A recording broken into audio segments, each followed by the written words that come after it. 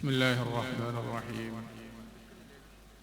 الحمد لله رب العالمين وصلى الله وسلم وبارك على سيدنا محمد وعلى آله وصحبه أجمعين أما بعد بسم الله ما شاء الله كان وما لم يشأ لم يكن ولا حول ولا قوة إلا بالله العلي العظيم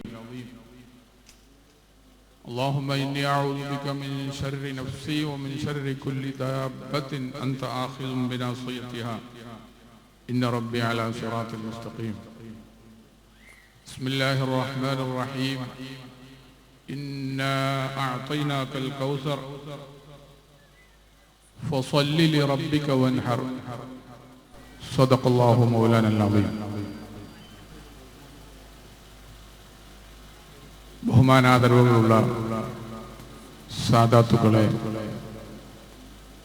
ഉലമാക്കളെ, മുതഅല്ലിം സുഹൃത്തുക്കളെ, ഈ ബഹുമാന്യരായ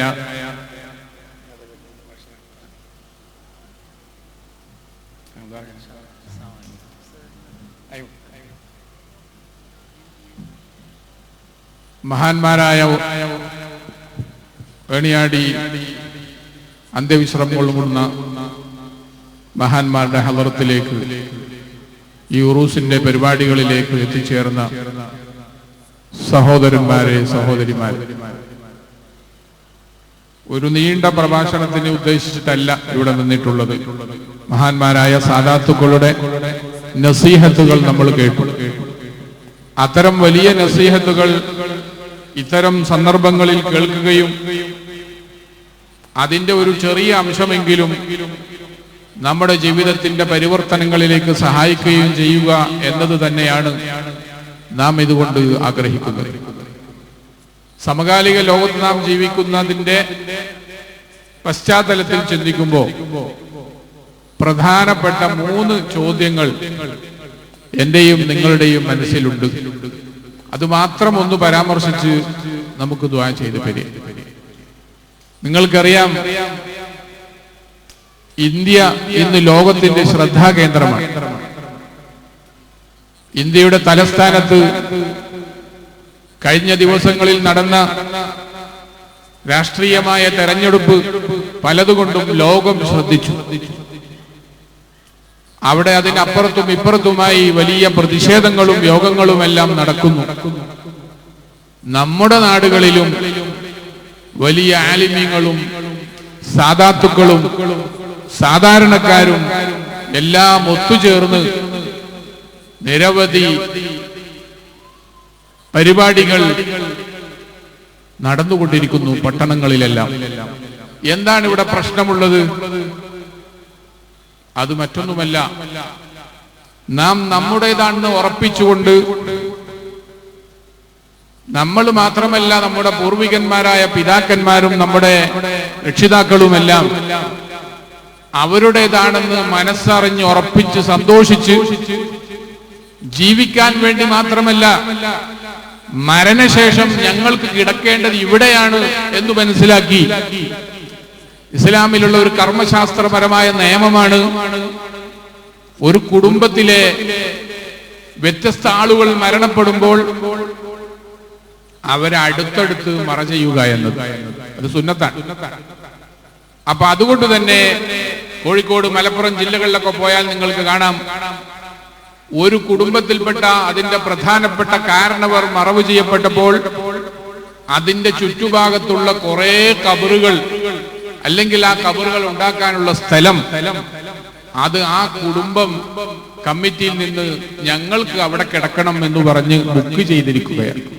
ചിലത് കബറുണ്ടാക്കി വെച്ചിട്ടുണ്ടാകും, മറ്റു ചിലര് ഞങ്ങൾക്ക് അവിടെയാണ് കിടക്കേണ്ടത് എന്ന് പറഞ്ഞ് കമ്മിറ്റി നിശ്ചയിക്കുന്ന നിശ്ചിത ഫീസ് അടച്ച്, അപ്പൊ ജീവിക്കാൻ വേണ്ടി മാത്രമല്ല, മരണശേഷം ബർസഖി ജീവിതത്തിൽ കിടക്കാനും ഞങ്ങളുടെ ഭൂമി ഇതാണ് എന്ന് പറഞ്ഞുകൊണ്ടാണ് നമ്മുടെ പൂർവികന്മാർ ജീവിച്ചു മരിച്ചു പോയിട്ടുള്ളത്. നാമും ആ ഒരു പ്രതീക്ഷയിലാണ്. അതിന് വിഘാതം സംഭവിക്കുമോ എന്ന ഒരു ആശങ്ക കഴിഞ്ഞ വർഷങ്ങളിലും മാസങ്ങളിലും ഉണ്ടായ ചില ഭരണപരമായ നീക്കങ്ങളുടെ നമുക്ക് ചെറിയൊരു ആശങ്ക വന്നിട്ടുണ്ട്. അതിന്റെ അലയൊലികളാണ് ഈ കണ്ടുകൊണ്ടിരിക്കുന്നത്. ഇന്ത്യയെക്കുറിച്ച് വളരെ പാടിപ്പുകഴ്ത്തി എഴുതിയിരുന്ന വിദേശ പത്രങ്ങൾ മറ്റൊരു ശൈലിയിൽ എഴുതണമോ എന്ന് ചിന്തിച്ച് ആശങ്കപ്പെടുകയാണ്. ഇതിന് നമ്മുടെ പക്കൽ വല്ല പരിഹാരവും ഉണ്ടോ എന്ന് ചിന്തിക്കുകയാണ് ഒരു വിഷയം. രണ്ടാമത്തൊരു വിഷയം നമുക്കറിയാം. കഴിഞ്ഞ ദിവസങ്ങളിലൊക്കെ പത്രങ്ങളുടെ സാമ്പത്തിക പേജ് നോക്കിയാൽ ഇന്നത്തെ പത്രത്തിലും കാണാം, ഇന്ത്യയിൽ നിന്ന് വലിയ വലിയ സാധനങ്ങളൊക്കെ ഉണ്ടാക്കി വിദേശത്തേക്ക് കയറ്റി അയക്കുന്ന വലിയ കമ്പനികളൊക്കെ വലിയ ആശങ്കയിലാണ്. കാരണം എന്താ? നമ്മുടെ അയൽ രാജ്യമായ ചൈനയുമായി ബന്ധപ്പെട്ട് നേടിയൊരു വാർത്ത, അവിടെ നിന്ന് ഉത്ഭവിച്ചു എന്ന് കരുതപ്പെടുന്ന ഒരു രോഗം, അത് പകർച്ചവ്യാധിയാണ്. ഒരാളിൽ നിന്ന് മറ്റൊരാളിലേക്ക് പകർന്നു പിടിക്കുകയാണ്. ഇയാൾക്ക് രോഗമുണ്ടോ എന്ന് അറിഞ്ഞ് ലബോറട്ടറിയിൽ മനസ്സിലാക്കിയാൽ വേണമെങ്കിൽ മറ്റുള്ളവർക്ക് പകരാതെ സൂക്ഷിക്കാം. പക്ഷെ അതിനു മുമ്പ് അടുത്ത ആളിലേക്ക് പകരുകയാണ്. ഈ രോഗം ആദ്യം റിപ്പോർട്ട് ചെയ്ത ആ റിപ്പോർട്ട് ചെയ്യപ്പെടുന്നതിന്റെ 2 ദിവസം മുമ്പ് ചൈനീസ് ദമ്പതികൾ ഒരു ടീം, ഒരു ആണും ഒരു പെണ്ണും ജപ്പാനിൽ പോയിരുന്നു ഒരു മീറ്റിംഗിൽ പങ്കെടുക്കാൻ വേണ്ടി. അപ്പൊ രോഗമൊന്നുമില്ല. അങ്ങനെ അവിടെ നിന്ന് അവർ ഭക്ഷണമൊക്കെ കഴിച്ച് കൂടെയുള്ള ആളുകളുമായിട്ടൊക്കെ സംസാരിച്ച് തിരിച്ച് ഫ്ലൈറ്റിലേക്ക് കയറി. അവര് തിരിച്ചു വന്ന് വഴിയിലെത്തുമ്പോഴാണ് ഇതിൽപ്പെട്ട സ്ത്രീക്ക് അല്പം ചുമയും ശ്വാസം കഴിക്കാനുള്ള ബുദ്ധിമുട്ടും ഒക്കെ തോന്നിയത്. അപ്പൊ അവിടെ വെച്ച് ഡോക്ടർ ഫ്ലൈറ്റിൽ തന്നെ പരിശോധിച്ചപ്പോ എന്തോ ഒരു വൈറസ് ബാധയാണ് എന്ന് കണ്ടു. ഇറങ്ങി അടുത്ത ആശുപത്രിയിലെത്തിയപ്പോ പിന്നെ അവർക്ക് ജനങ്ങളുമായി ബന്ധപ്പെടാൻ കഴിയാത്ത രീതിയിൽ ഒറ്റപ്പെടുത്തേണ്ടി വന്നു. പക്ഷെ അവിടെ കൗതുകം എന്താണ്? നേരത്തെ രോഗമില്ലാത്ത സമയത്ത് കൂടെ മീറ്റിംഗിൽ പങ്കെടുത്ത ജപ്പാൻകാരായ ആളുകളിൽ പലർക്കും ഇന്ന് രോഗം പിടിച്ചു കഴിഞ്ഞു. ഇങ്ങനെ തിരിച്ചറിയുന്നത് മുമ്പ് തന്നെ പകർച്ചവ്യാധി പരക്കുകയാണ്. നമ്മുടെ നാട്ടിലെ മലയാളത്തിൽ നമുക്ക് പറഞ്ഞു തരുന്ന ഒരുപാട് ഡോക്ടർമാരുടെ സൗജന്യ സേവനമായി യൂട്യൂബിലെല്ലാം കാണാം. ഇതിന് മരുന്ന് കണ്ടെത്തിയിട്ടില്ല. പരമാവധി അകന്നു നിൽക്കുകയാണ് വേണ്ടത്. അപ്പൊ നമ്മുടെ ദർസിലൊക്കെ മുത്താലിമിങ്ങൾ ഉസ്താദുമാരോട് ചോദിക്കും, ഇങ്ങനെ പകർച്ചവ്യാധിയാണ് എന്ന് പറയുന്നു, അങ്ങനൊന്നുണ്ടോ? പകർച്ചവ്യാധി ഇല്ല എന്നൊക്കെ ചില ഹദീസുകളിൽ നമ്മൾ പഠിച്ചിട്ടുണ്ടല്ലോ, മിഷ്കാത്തിലൊക്കെ, എന്നൊരു ചർച്ചയും നടക്കും. ഇങ്ങനെയുള്ള വലിയ വിപത്തിൽ നിന്ന് ആത്മീയമായി എന്ന് പറയാം, അങ്ങനെയെങ്കിൽ അങ്ങനെ എന്ന് പറയാവുന്ന ഒരു രക്ഷാമാർഗം നമ്മുടെ മുന്നിലുണ്ടോ? ഇതാണ് നാം ചർച്ച ചെയ്യേണ്ട രണ്ടാമത്തെ കാര്യം. മൂന്നാമത്തെ ഒരു വിഷയം നമുക്കെല്ലാം അറിയുന്നത്, ലോകമാകെ പ്രത്യേകിച്ച് നമ്മുടെ ഒരുപാട് നല്ല കാര്യങ്ങളിൽ കൂടുതൽ സഹായിക്കുന്ന വിദേശത്ത് താമസിക്കുന്ന നമ്മുടെ സഹോദരന്മാർ, അവിടെ സേവനം ചെയ്ത് അവരുടെ സേവനത്തിന്റെ പ്രതിഫലമായി കിട്ടുന്ന നാണയത്തൊട്ടുകളിൽ നല്ലൊരു ഭാഗം ഇവിടെ അവരുടെ ബന്ധുക്കൾക്ക് മാത്രമല്ല, ഇവിടെ നടക്കുന്ന ദീനിയായ ഒരുപാട് ചലനങ്ങൾക്ക്, ദർസുകൾക്കും പള്ളി നിർമ്മാണത്തിനും സ്ഥാപനങ്ങൾ ഉണ്ടാക്കുന്നതിനും അനാഥകളെ സഹായിക്കുന്നതിനുമെല്ലാം അവർ അയച്ചു തരികയാണ്. അത്തരം ആളുകളൊക്കെ ഒരു പ്രതിസന്ധിയിലാണ്. ലോകം ഒരു സാമ്പത്തിക മാന്ദ്യത്തിലാണ്. അതിന്റെ അലയൊലികൾ എല്ലായിടത്തും നടക്കുകയാണ്. ഇത്തരം ഒരു മേഖലയിൽ നാം ഇതുപോലുള്ള ഉറൂസിന്റെ സമാപനത്തിൽ ഇവിടെ മഹാന്മാരുടെ സന്നിധിയിൽ വന്നിരിക്കുന്നു. നമുക്ക് എന്തെങ്കിലും ഒരു പരിഹാരം ഇവിടെ നിർദ്ദേശിക്കാനുണ്ടോ?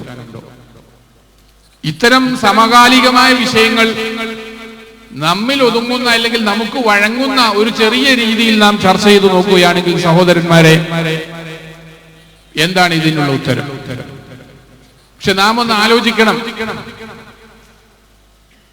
നാം ഒരു വിഷയത്തിൽ മാത്രം ചർച്ച ചെയ്യുമ്പോൾ ഇതുപോലുള്ള സന്ദർഭങ്ങൾ ലോകത്ത് മുമ്പുണ്ടായിട്ടുണ്ടോ എന്ന ചരിത്രത്തിലേക്ക് നാം ഒന്ന് തിരിഞ്ഞു നോക്കേണ്ടതുണ്ട്. എങ്കിൽ അവരെങ്ങനെയാണ് അതിനെ അതിജീവിച്ചത്? തിരുനബി സല്ലല്ലാഹു അലൈഹി വസല്ലമയെ അല്ലാഹു തആല വിശുദ്ധ ഖുർആനിൽ ഒരായത്തിൽ ചോദിക്കുന്നുണ്ട്, അള്ളാഹു നിങ്ങളെ പരീക്ഷിക്കാതെ വിടുമെന്ന് കരുതിയോ? മുൻ സമുദായങ്ങളെ അള്ളാഹു പരീക്ഷിച്ചു. പരീക്ഷണത്തിന്റെ ആധിക്യവും അതിന്റെ കാഠിന്യവും എത്രത്തോളം എന്നാൽ, അള്ളാഹുവേ ഞങ്ങൾ സഹായിക്കണമേ എന്ന് ഉമ്മത്തിന് എപ്പോഴും സഹായം വാങ്ങിച്ചു കൊടുക്കേണ്ടത് അമ്പിയാക്കന്മാരാണല്ലോ. ഒരേ കാലഘട്ടത്തിൽ 1, 2, 3 നബിമാരൊക്കെ ലോകത്തിന്റെ വിവിധ ഭാഗങ്ങളിൽ ഉണ്ടായിരുന്ന കാലമുണ്ടായിരുന്നു. നമ്മുടെ നബി അഷ്റഫുൽ ഖൽഖ് റസൂലുള്ളാഹി സ്വല്ലല്ലാഹു അലൈഹി വസല്ലം മാത്രമാണ്. അവിടുന്ന് വന്നാൽ പിന്നെ ആ സമയത്തോ ആ കാലത്തോ അതിന് ശേഷമോ വേറൊരു നബിയില്ല, റസൂലുള്ളാഹി മാത്രമാണ് ആ സമയത്ത്. ശുഐബ് നബി അലൈഹിസ്സലാം, മൂസ നബി അലൈഹിസ്സലാം പോലത്തെവരൊക്കെ ഒരേ കാലത്തുണ്ടായതും അവർ തമ്മിൽ സംസാരിച്ചതും, ശുഐബ് നബിയുടെ മകളെ മൂസ നബി അലൈഹിസ്സലാമിന് കല്യാണം ആലോചിച്ചതുമെല്ലാം അങ്ങനെ ഒരുപാട് സംഭവങ്ങൾ നമുക്ക് അറിയാം. അപ്പോ ഈ സംഭവം വന്നപ്പോ അല്ലാഹു തആല ചോദിക്കുന്നത് എന്താ? ഹത്താ യഖൂല റസൂലു വല്ലദീന ആമനൂ മഅഹു മതാ നസ്റുല്ലാഹ്.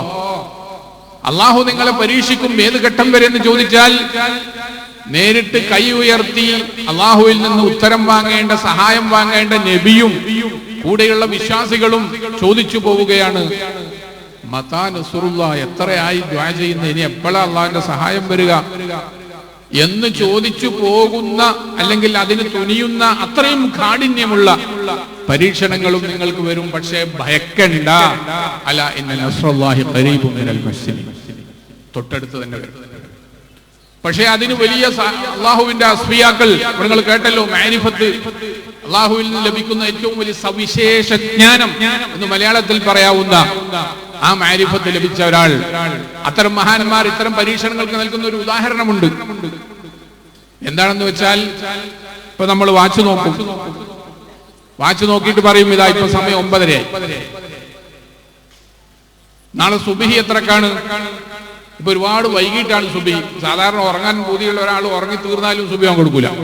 ഇപ്പൊ നല്ല സുഖമാണ്, കുട്ടികൾക്ക് രാവിലെ എഴുന്നേറ്റ് സുബഹിക്ക് പങ്കെടുക്കാനൊക്കെ അത്യാവശ്യമുള്ളവർക്കൊക്കെ വരാം. 5:30 മണി കഴിയും സുബഹി. അപ്പൊ ഇപ്പൊ 9:30 ആയിട്ടേ ഉള്ളൂ, 5:30ക്കാണ് സുബഹി. സമയം എത്ര മണിക്കൂർ എന്ന് കണക്കൂട്ടി എടുക്കാം. അപ്പൊ ഇവിടെ സംഭവിക്കുന്നത്, ഈ 5:30 മണിക്കാണ് സുബഹി എന്നൊന്നും അറിയാതെ, അല്ലെങ്കിൽ അത് ശ്രദ്ധിക്കാതെ ഒരാള് തൊട്ടപ്പുറത്തിരുന്നിട്ട് അയാള് ഭയങ്കര ദിക്റിലും ദുആയിലുമാണ്. എന്താണ് അയാൾ പറയുന്നത്? പടച്ചോനെ ഇപ്പൊ 9:30 ആയി, ഒരു 2 മണിക്കൂർ ഉണ്ടെങ്കിൽ എങ്ങനെങ്കിലും ഒന്ന് സുബഹിയാക്കി തരണേ. ഭയങ്കര ദുആ. അയാൾ ചെല്ലാത്ത ദിക്റൊന്നുമില്ല. ഒരാളല്ല, ഒരു കൂട്ടം ആളുകൾ ഒന്നിച്ച് അവിടെ ദുആ ചെയ്താലും നമുക്കറിയാം നാളെ 5:30 ആകാതെ സുബഹി ആവുകയില്ല. ഇത് നമുക്ക് അള്ളാഹു നൽകിയ ഒരു ഇൽമു തന്നെയാണല്ലോ. ഇത് നമുക്ക് അറിയുന്നത് കൊണ്ട് ഈ വ്യക്തി ഇപ്പോൾ ഇങ്ങനെ കഠിനമായി ദുആ ചെയ്യുമ്പോൾ നമുക്ക് പറയാൻ പറ്റും, അയാളുടെ ദുആ അല്ലാഹു തള്ളിയിട്ടൊന്നുമില്ല, പക്ഷേ മണിക്കൂറുകൾ ഇനി 5-10 എടുക്കും അയാൾക്ക് ഉത്തരം കിട്ടണം. ഇതിപ്പോ നമുക്ക് പറയാൻ കഴിയുന്നത് സൂര്യന്റെ കണക്ക്, ഉദയാസ്തമയം എത്ര സമയത്താണ്, എല്ലാ കലണ്ടറിലും ഉണ്ടാവും. അപ്പൊ നമുക്ക് ഈസി ആയിട്ട് പറയാം. എന്നാൽ ഇപ്പോൾ നാം നേരിട്ട് കൊണ്ടിരിക്കുന്ന പരീക്ഷണങ്ങളുടെ ആ പരീക്ഷണമാകുന്ന വിഷയത്തിൽ ഉദിക്കേണ്ട ഒരു സൂര്യൻ എപ്പോ ഉദിക്കും, ആ കലണ്ടർ നമ്മൾ കണ്ടിട്ടില്ല. അതുകൊണ്ട് നമുക്ക് പറയാൻ പറ്റുന്നില്ല ഇതെപ്പോഴാണ് ശരിയാ എന്ന്. നമ്മളിപ്പോ പരിഹസിച്ച് ചിരിച്ച ആ വ്യക്തിയുടെ ദുആ പോലെയാണ് ഇപ്പൊ നമ്മുടെ ദുആ. അടുത്ത മാസം തന്നെ ഇതൊന്ന് നീക്കി കിട്ടണം എന്ന് നമ്മൾ പറയുകയാണ്. ആ പരീക്ഷണങ്ങൾ നീങ്ങിപ്പോയി ആ പരീക്ഷണത്തിന്റെ ഇരുട്ട് നീങ്ങിയിട്ട് ഒരു സൂര്യൻ പ്രകാശം ചെയ്യാൻ, ഒരു സൂര്യൻ ഉദിക്കാൻ അള്ളാഹു നിശ്ചയിച്ച ഒരു കലണ്ടറുണ്ട്. ചിലപ്പോൾ മണിക്കൂറുകളും ദിവസങ്ങളും ആഴ്ചകളും മാസങ്ങളും വേണ്ടി വന്നേക്കാം. അപ്പൊ നീ പറഞ്ഞു പോകരുത്, മതാ നസ്റുല്ലാഹ് എന്ന് പറയരുത് എന്ന് പഠിപ്പിക്കാൻ വേണ്ടിയാണ് അള്ളാഹു ഖുർആനിൽ ഇത് പറഞ്ഞത്. അപ്പൊ നമുക്ക് എന്തു പറയാൻ പറ്റും? ഈ ഭൂമിയിൽ ഇവിടെ മറപ്പെട്ട മഹാന്മാർ അല്ലാഹു തആല ഈ ഭൂമി അവർക്ക് വേണ്ടി തെരഞ്ഞെടുത്തു. അതിന്റെ പരിസരത്ത് വീടുകൾ ഉണ്ടാക്കി നമ്മൾ സമൂഹം താമസിക്കാൻ തുടങ്ങി. പഴയ കാലത്തേക്ക് നോക്കുമ്പോൾ ഇത്രയൊന്നും കുടുംബം ഉണ്ടാവില്ല, അല്ലെങ്കിൽ ഇത്രയെങ്കിലും ആളുണ്ടാവില്ല. പിന്നെ ഇങ്ങനെ വർദ്ധിച്ചു വരികയാണ്. എന്താ അതിന്റെ അർത്ഥം? ഈ ഭാഗത്തെ മണ്ണുകളിൽ ചവിട്ടി നടക്കാൻ ഒരു വിഭാഗം ആളുകൾക്ക് അല്ലാഹു നിശ്ചയിച്ചു, ഖദറാക്കിയിട്ടുണ്ട്. അപ്പൊ നമ്മൾ ചിന്തിക്കേണ്ടത്, ഈ ഭൂമി അല്ലാഹുവിനോട് എന്റെ മുകളിൽ ചവിട്ടി വന്ന് നടക്കണ്ട, എവിടെങ്കിലും പോട്ടെ, കടലിലോ കരയിലോ പാകിസ്ഥാനിലോ, എന്റെ മുകളിൽ ചവിട്ടി വന്ന് നടക്കേണ്ട പടച്ചോനെ, അങ്ങനത്തെ അമലാണ് ഇവൻ ചെയ്യുന്നത് എന്ന് ദുആ ചെയ്തു പോകുന്ന നമ്മുടെ ഭൂമിയും നമ്മുടെ ആകാശവും നമ്മുടെ വായുവും ഇവന്റെ സാമീപ്യം ഇവിടെ വേണ്ട പടച്ചോനെ, ഇവനങ്ങോട്ട് എവിടത്തേക്കെങ്കിലും മാറ്റുക എന്ന് ദുആ ചെയ്തു പോകുന്ന അത്തരം കർമ്മങ്ങൾ നമ്മൾ ഇന്ന് സംഭവിക്കുന്നുണ്ടോ എന്ന് ചിന്തിക്കാനുള്ള വേദിയാണിത്. ആ ചിന്ത നാം നടത്തുമ്പോ ഈ ഭൂമി ഇവിടെ തന്നെ വേണം പടച്ചോനെ, ഇവൻ ഇവിടുന്ന് പോയിക്കൂടാ, ഇവനൊരു നല്ല മനുഷ്യനാണ്. എപ്പോഴെങ്കിലും തെറ്റ് ചെയ്തു പോയാൽ ആ തെറ്റിനെ പൊരുപ്പിക്കാനുള്ള നന്മയെ കുറിച്ച് അല്ലാഹു തആല തിരുനബി സല്ലല്ലാഹു അലൈഹി വസല്ലം പഠിപ്പിച്ച ഹദീസ്, ഇമാം മുആദ് ബിൻ ജബൽ റളിയല്ലാഹു അൻഹു കൊടുത്ത ഒരു ഹദീസ് നമുക്ക് കാണാൻ കഴിയും. എന്താണ് അതിൽ പറഞ്ഞത്? വഅത്ബിഇസ് സയ്യിഅത്തൽ ഹസനത തംഹുഹാ. നീ തെറ്റ് ചെയ്യാൻ പാടില്ല, എത്ര ചെറിയ തെറ്റാവട്ടെ ചെയ്യാൻ പാടില്ല. കാരണം അള്ളാഹുവിനോടാണ് ധിക്കാരം കാണിക്കുന്നത്. മജിസ്ട്രേറ്റിന്റെ മുമ്പിൽ മുൻസിഫ് കോർട്ട് എന്ന് പറഞ്ഞിട്ട് കാഞ്ഞങ്ങാട് ഒരു കോർട്ടുണ്ട്, പിന്നെ അതിന്റെ മേലാണ് തലശ്ശേരിയിൽ സെഷൻസ്, പിന്നെ എറണാകുളത്ത് ഹൈക്കോർട്ട്, പിന്നെ അങ്ങനെ പോയി ഡൽഹിയിൽ സുപ്രീം കോടതി. ഈ ചെറിയ മുൻസിഫ് കോർട്ട് അറിയാം നിങ്ങൾക്ക്? അവിടെ കേസ് നടക്കുന്ന സമയത്ത് അതിന്റെ വരാന്ത അതിൽ ജനലുണ്ടാവും, അകത്തുനിന്ന് ജഡ്ജി നോക്കിയാൽ കാണും. അവിടുന്ന് അല്പം ഒച്ചത്തിൽ സംസാരിക്കാൻ പാടില്ല, ചിരിക്കാൻ പാടില്ല. ചിരിക്കുന്ന ജഡ്ജി കണ്ടാൽ അപ്പൊ വിളിക്കും, ശിക്ഷ പ്രഖ്യാപിക്കും. ഇന്ന് വൈകുന്നേരം വരെ കോടതി പിരിയുന്നത് വരെ ഇവനിവിടെ നിന്നോളാം, ശിക്ഷ അപ്പോഴേക്കപ്പം കിട്ടും. ഒരു സാധാ മുൻസിഫ് ജഡ്ജിന്റെ മുമ്പിൽ അച്ചടക്കരാഹിത്യം കാണിച്ചതിനാണ് ഒരു ദിവസം കോടതി പിരിയുന്നവരെ നിൽക്കണം, അല്ലെങ്കിൽ സാമൂഹിക സേവനം ചെയ്യണം എന്ന് വിധിക്കുന്നത്. രാജാതിരാജനായ അള്ളാഹുവിന്റെ മുമ്പിൽ ചെയ്യുന്നത് എത്ര ചെറിയ തെറ്റാവട്ടെ, ചെയ്യുന്നത് അള്ളാഹുവിനോടാണ്. മുൻസിഫ് ജഡ്ജുമായി താരതമ്യപ്പെടുത്തിയപ്പോൾ അള്ളാഹു എവിടെ, അപ്പൊ എനിക്ക് പുറത്തു കിട്ടാൻ സാധ്യതയുണ്ടോ എന്ന് ചിന്തിച്ചിട്ടാണ് പൂർവികന്മാരായ മഹാന്മാരൊക്കെ കരഞ്ഞിരുന്നത്. അപ്പൊ ഞാൻ എന്റെ അവസ്ഥ എന്താണ്? എന്നെ കുറിച്ച് ഈ ഭൂമി പടച്ചവനെ ഇവനിവിടെ വേണമെന്ന് പറയുന്ന ഒരാളാണോ ഞാൻ എന്ന് നമുക്ക് ഈ ഘട്ടത്തിൽ ചിന്തിക്കാം. അങ്ങനെ വരുമ്പോ അല്ലാഹു തആല എന്തു പറഞ്ഞു? ഈ ഭൂമിയുടെ അവകാശികൾ വിശ്വാസികളാണ്, അല്ലെങ്കിൽ ഭയഭക്തിയുള്ളവരാണ്. ആ വിശ്വാസികൾക്ക് ഞാനിത് നൽകും. ബഹുമാനപ്പെട്ട മൂസ നബി അലൈഹിസ്സലാമിന്റെ അനുയായികളായിരുന്ന ആളുകൾ പലപ്പോഴും അവർ അനുസരണക്കേട് കാണിച്ചു. മൂസ നബി എന്തു പറഞ്ഞാലും അവരിങ്ങനെ എതിരെ ചെയ്തുകൊണ്ടിരിക്കും. ഒരു പശുവിന് അർത്ഥകഥ ശുദ്ധ ഖുർആൻ ഏറ്റവും വലിയ സൂറയായ സൂറത്തുൽ ബഖറയിലുണ്ടല്ലോ, അതാണ് ആ സൂറത്തിന് അൽ ബഖറ എന്ന് പേര് കിട്ടിയത്. അപ്പൊ ഈ വിശദീകരണം ഒന്നും കൊടുക്കാതെ ഖുർആൻ നേരിട്ട് പരിഭാഷപ്പെടുത്തുന്ന ചില ആളുകളുണ്ട്, ഒരു ചെറിയ പരിഭാഷ. അപ്പൊ പരിഭാഷയിൽ എന്താണ്ടാവുക? അധ്യായം നമ്പർ 2 പശു എന്നുണ്ടാവും. എന്ത് പശു? അപ്പൊ പുറത്ത് സാധാരണ സ്കൂളിലെ പുസ്തകങ്ങളും ഈ ഗവൺമെന്റിന്റെ പുസ്തകങ്ങളൊക്കെ വായിച്ച ഒരാളായിരിക്കും ഇനിയിപ്പം പറയാൻ പോകുന്നത് പശുവിനെ ആരോഗ്യത്തോടെ എങ്ങനെ കൊണ്ടുണ്ട്, പശുവിനെ എപ്പോഴാണ് കറക്കേണ്ടത്, അതിനെപ്പോഴാണ് പുല്ലുണ്ട് എന്നാണോ സൂറത്തുൽ ബഖറയിൽ പറയുന്നത്? അല്ലല്ലോ. ഇന്ന സൂറത്തുൽ ബഖറത്തി യസ്തഖ്സിൽ അഹ്കാമ കുല്ലഹ, ശരീഅത്തിന്റെ എല്ലാ ഹുക്മും ഉൾക്കൊണ്ട ഒരു അധ്യായമാണ് സൂറത്തുൽ ബഖറ. ഇബ്നു അബ്ബാസ് റളിയല്ലാഹു അൻഹു, ഇബ്നു മസ്ഊദ് റളിയല്ലാഹു അൻഹു 20 വർഷമൊക്കെ എടുത്തിട്ടാണ് സൂറത്തുൽ ബഖറ പഠിച്ചത്. അതിൽ നിസ്കാരമുണ്ട്, നോമ്പുണ്ട്, സക്കാത്തുണ്ട്, ഹജ്ജുണ്ട്, യുദ്ധമുണ്ട്, യാത്രയുണ്ട്, നിക്കാഹുണ്ട്, തലാഖുണ്ട്, എല്ലാം ഉണ്ട്. പക്ഷെ ബഖറ എന്നാണ് പേര്. അതിന് കാരണം ആ ഒരു കഥയിൽ പറയുന്നത്, അവരിൽപ്പെട്ട ഒരാള് മറ്റൊരാളെ കൊന്നപ്പോ ആ കൊന്നാളെ പിടിക്കാൻ വേണ്ടി അല്ലാഹു തആല പറഞ്ഞ ഒരു വിഷയം, ഒരു പശുവിനെ അറുത്തിട്ട് ആ പശുവിന്റെ ഒരു കഷ്ണം മാംസം കൊണ്ട് ഈ മയ്യത്തിനെ കൊണ്ടുപോയി സ്പർശിച്ചാൽ അവൻ പറയും ആരാണ് എന്നെ കൊന്നത്. അപ്പൊ ആ പശുവിന്റെ വിവരം അവിടെ പറഞ്ഞു. അപ്പൊ ഇങ്ങനെ ഓരോ സൂറത്തിന്റെയും യഥാർത്ഥ ചരിത്രവും അതിന്റെ വിശദാംശങ്ങളും ഒന്നും അറിയാതെ നമ്മൾ അങ്ങനെ ഓതുമ്പോൾ നമുക്കൊന്നും മനസ്സിലാവില്ല. അതേ സമയത്ത് അതിൽ ഇങ്ങനെയുള്ള പൂർവികന്മാരായ കഴിഞ്ഞുപോയ ആളുകളുടെ കഥകൾ അള്ളാഹു പറയുന്നുണ്ട് നമുക്ക് പഠിക്കാൻ വേണ്ടി. അപ്പൊ ഈ ചോദ്യത്തിന്റെ മറുപടി ഞാൻ ചുരുക്കിക്കൊണ്ടിരാണ്.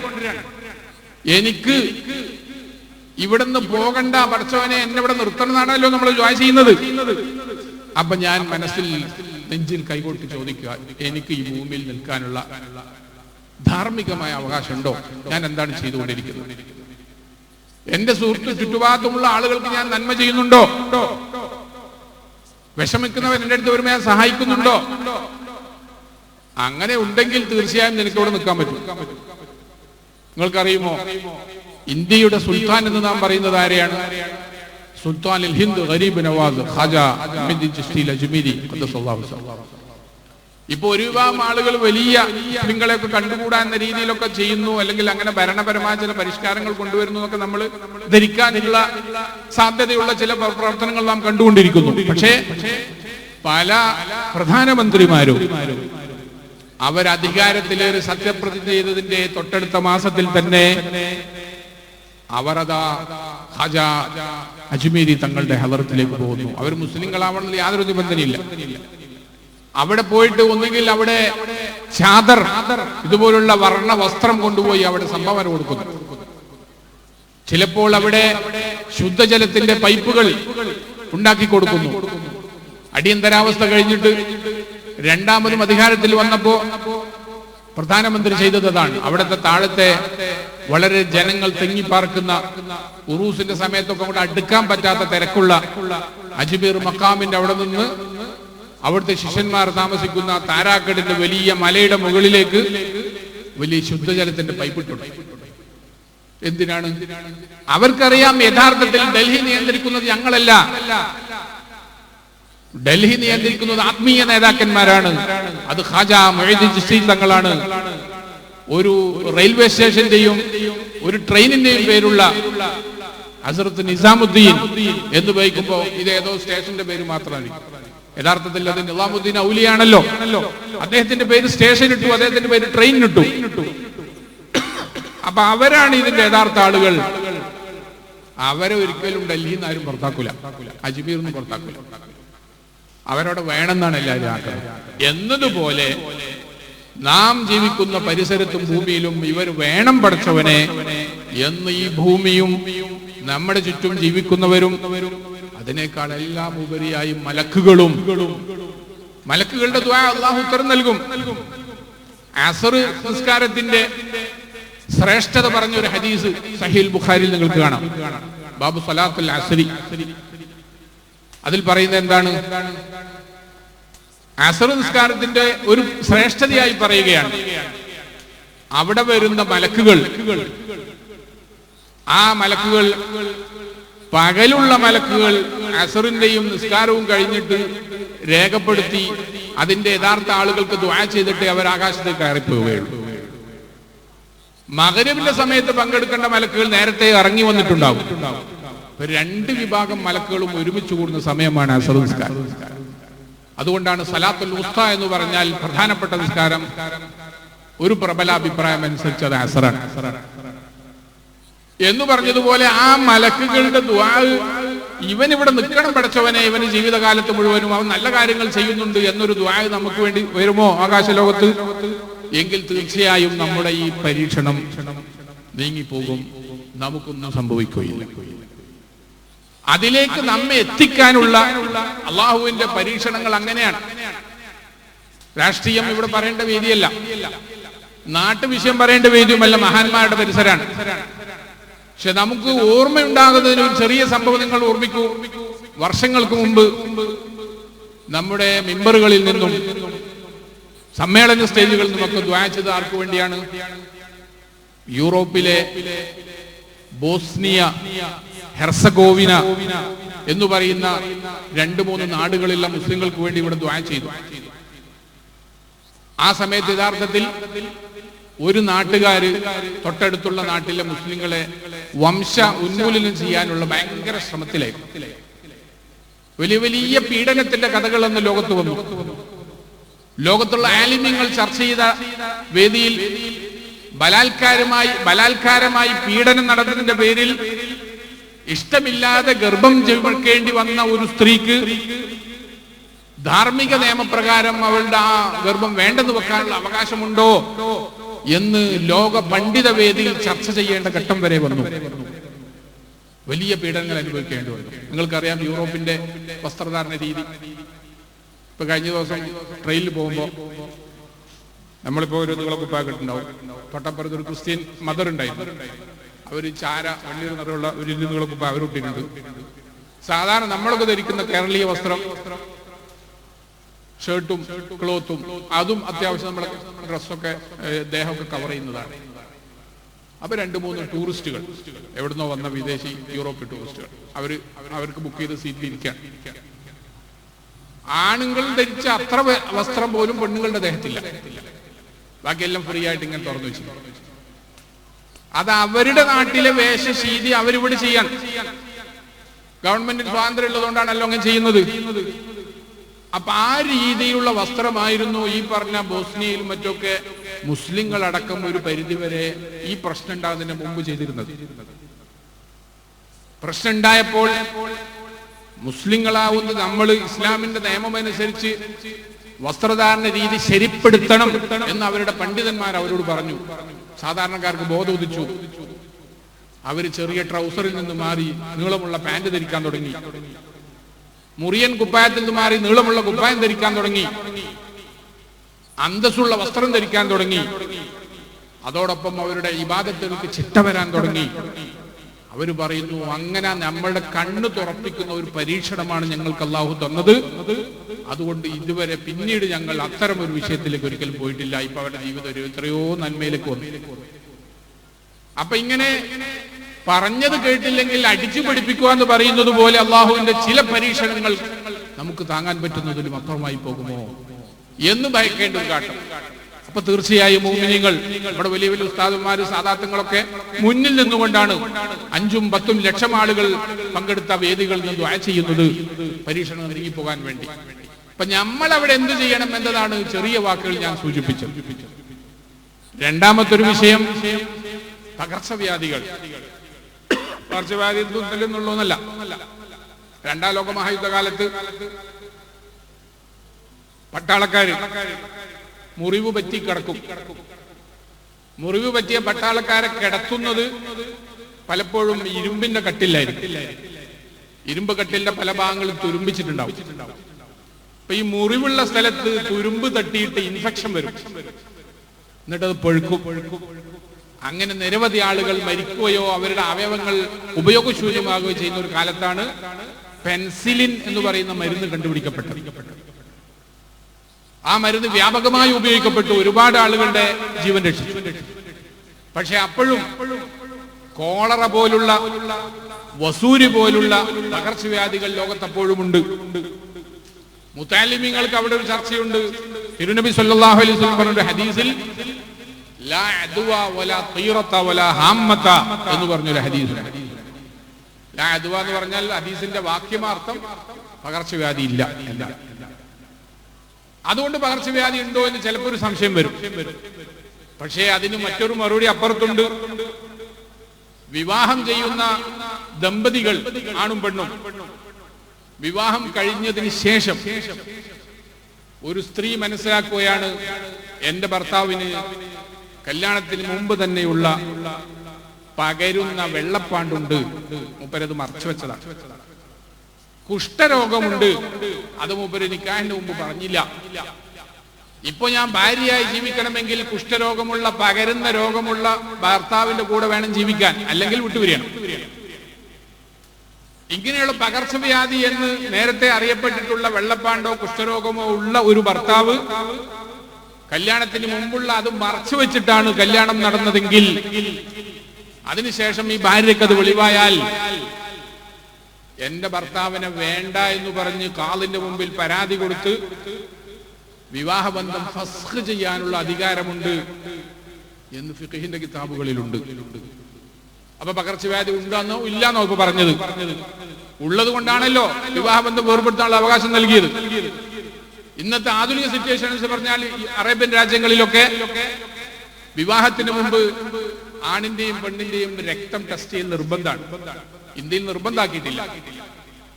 നിർബന്ധമായിട്ട് രണ്ടുപേർക്കും ഇന്നത്തെ ലോകത്തെ ചോദ്യ ചിഹ്നമായ പകർച്ചവ്യാധി എയ്ഡ്സ് ഇല്ല എന്ന് സർട്ടിഫിക്കറ്റ് കിട്ടിയാലേ അവിടെ വിവാഹം അനുവദിക്കുകയുള്ളൂ. അപ്പൊ ഈ മസല അവിടെയും വരും. അങ്ങനെ പകർച്ചവ്യാധി യഥാർത്ഥത്തിൽ എയ്ഡ്സ് ഉള്ള ഒരു പുരുഷൻ അത് മറച്ചു വെച്ച് ഒരു നിഷ്കളങ്കയായ പെൺകുട്ടിയെ കല്യാണം കഴിച്ചു. കല്യാണം കഴിഞ്ഞതിന് ശേഷമാണ് ഇവരറിയുന്നത് ഈ ഭർത്താവിന് എയ്ഡ്സ് ഉണ്ട്. അപ്പൊ എയ്ഡ്സ് എന്ന വാക്ക് നമ്മൾ ഫിഖ്ഹിന്റെ കിതാബിൽ ഉണ്ടാവില്ല, അതിപ്പോ എടുത്തുണ്ടായതല്ലേ. പക്ഷെ പകർച്ചവ്യാധി എന്ന വിഷയം അവിടെ നേരത്തെ അൽ അംറാദുൽ മുഅദിയ എന്ന പേരിൽ ഫത്താവയിലും അതുപോലുള്ള കിതാബുകളിലൊക്കെ കാണും. അപ്പൊ ആ നിയമോട് ബാധകമാണ്. അതുകൊണ്ട് ഖാദിയോട് പറയും, എനിക്ക് ഇയാള് ഭർത്താവ് ഇതിന് വേണ്ട, ടെസ്റ്റ് ചെയ്യണം എന്ന് പറഞ്ഞാൽ സ്വീകരിക്കേണ്ടി വരും. അപ്പൊ പിന്നെ പകർച്ചവ്യാധി ഇല്ല എന്നൊരു ഹദീസിൽ പറഞ്ഞത് അതിന് ചില പശ്ചാത്തലമുണ്ട്. അവിടെയുള്ള അന്നത്തെ മുശ്രിക്കുകളായ ഗ്രാമീണവാസികൾ അവര് പറഞ്ഞു പരത്തി മുഅ്മിനീങ്ങളുടെ ഇടയിലും ഒരു ഊഹാപോഹം വന്നത് ചില വിഭാഗം അവരുടെ ആരാധ്യ പുരുഷന്മാരായ ദൈവങ്ങൾ കോപിക്കുന്നത് കൊണ്ടാണ് രോഗമുണ്ടാകുന്നത്, അല്ലെങ്കിൽ ജ്യോതിഷന്മാര് കോപിക്കുന്നതുകൊണ്ടാണ് രോഗമുണ്ടാകുന്നത്. അപ്പൊ അതിന് തിരുത്തിയതാണ്, അങ്ങനെ ഇല്ല. അപ്പൊ സഹാബത്ത് അപ്പൊ തന്നെ ഒരു ഗണ്ണന്റെ ചോദ്യം ചോദിച്ചു, നബിയെ അതില്ല എന്ന് പറഞ്ഞാൽ പറ്റൂലല്ലോ, കാരണം എന്റെ വീട്ടിലുള്ള രോഗമില്ലാത്ത ഒട്ടകം അത് കാട്ടിലേക്ക് മേയാൻ പോകുന്നു. 2-3 ദിവസം മേഞ്ഞിട്ട് തിരിച്ചു വരുമ്പം ഈ ഒട്ടകത്തിന്റെ തൊലിപ്പുറത്ത് ചൊറി, നേരത്തെ പോകുമ്പില്ല. അപ്പൊ എവിടുന്ന് പറ്റിയാന്ന് ചോദിക്കുമ്പോ കാട്ടിലുള്ള വേറൊരു ഒട്ടകത്തിന് ചൊറിയുണ്ട്, അതിന് പകർന്നാണ്. അപ്പൊ പകർച്ചവ്യാധി ഉണ്ട് എന്നല്ലേ വന്നത് എന്ന് സ്വഹാബത്ത് അപ്പോൾ തന്നെ ഒരു വിദ്യാർത്ഥിയുടെ ചോദ്യം എന്ന രീതിയിൽ ചോദിച്ചു.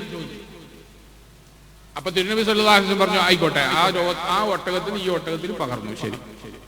ആ ഒട്ടകത്തിന് എവിടെ കിട്ടി? അത് വേറൊരു ഒട്ടകത്തിന്.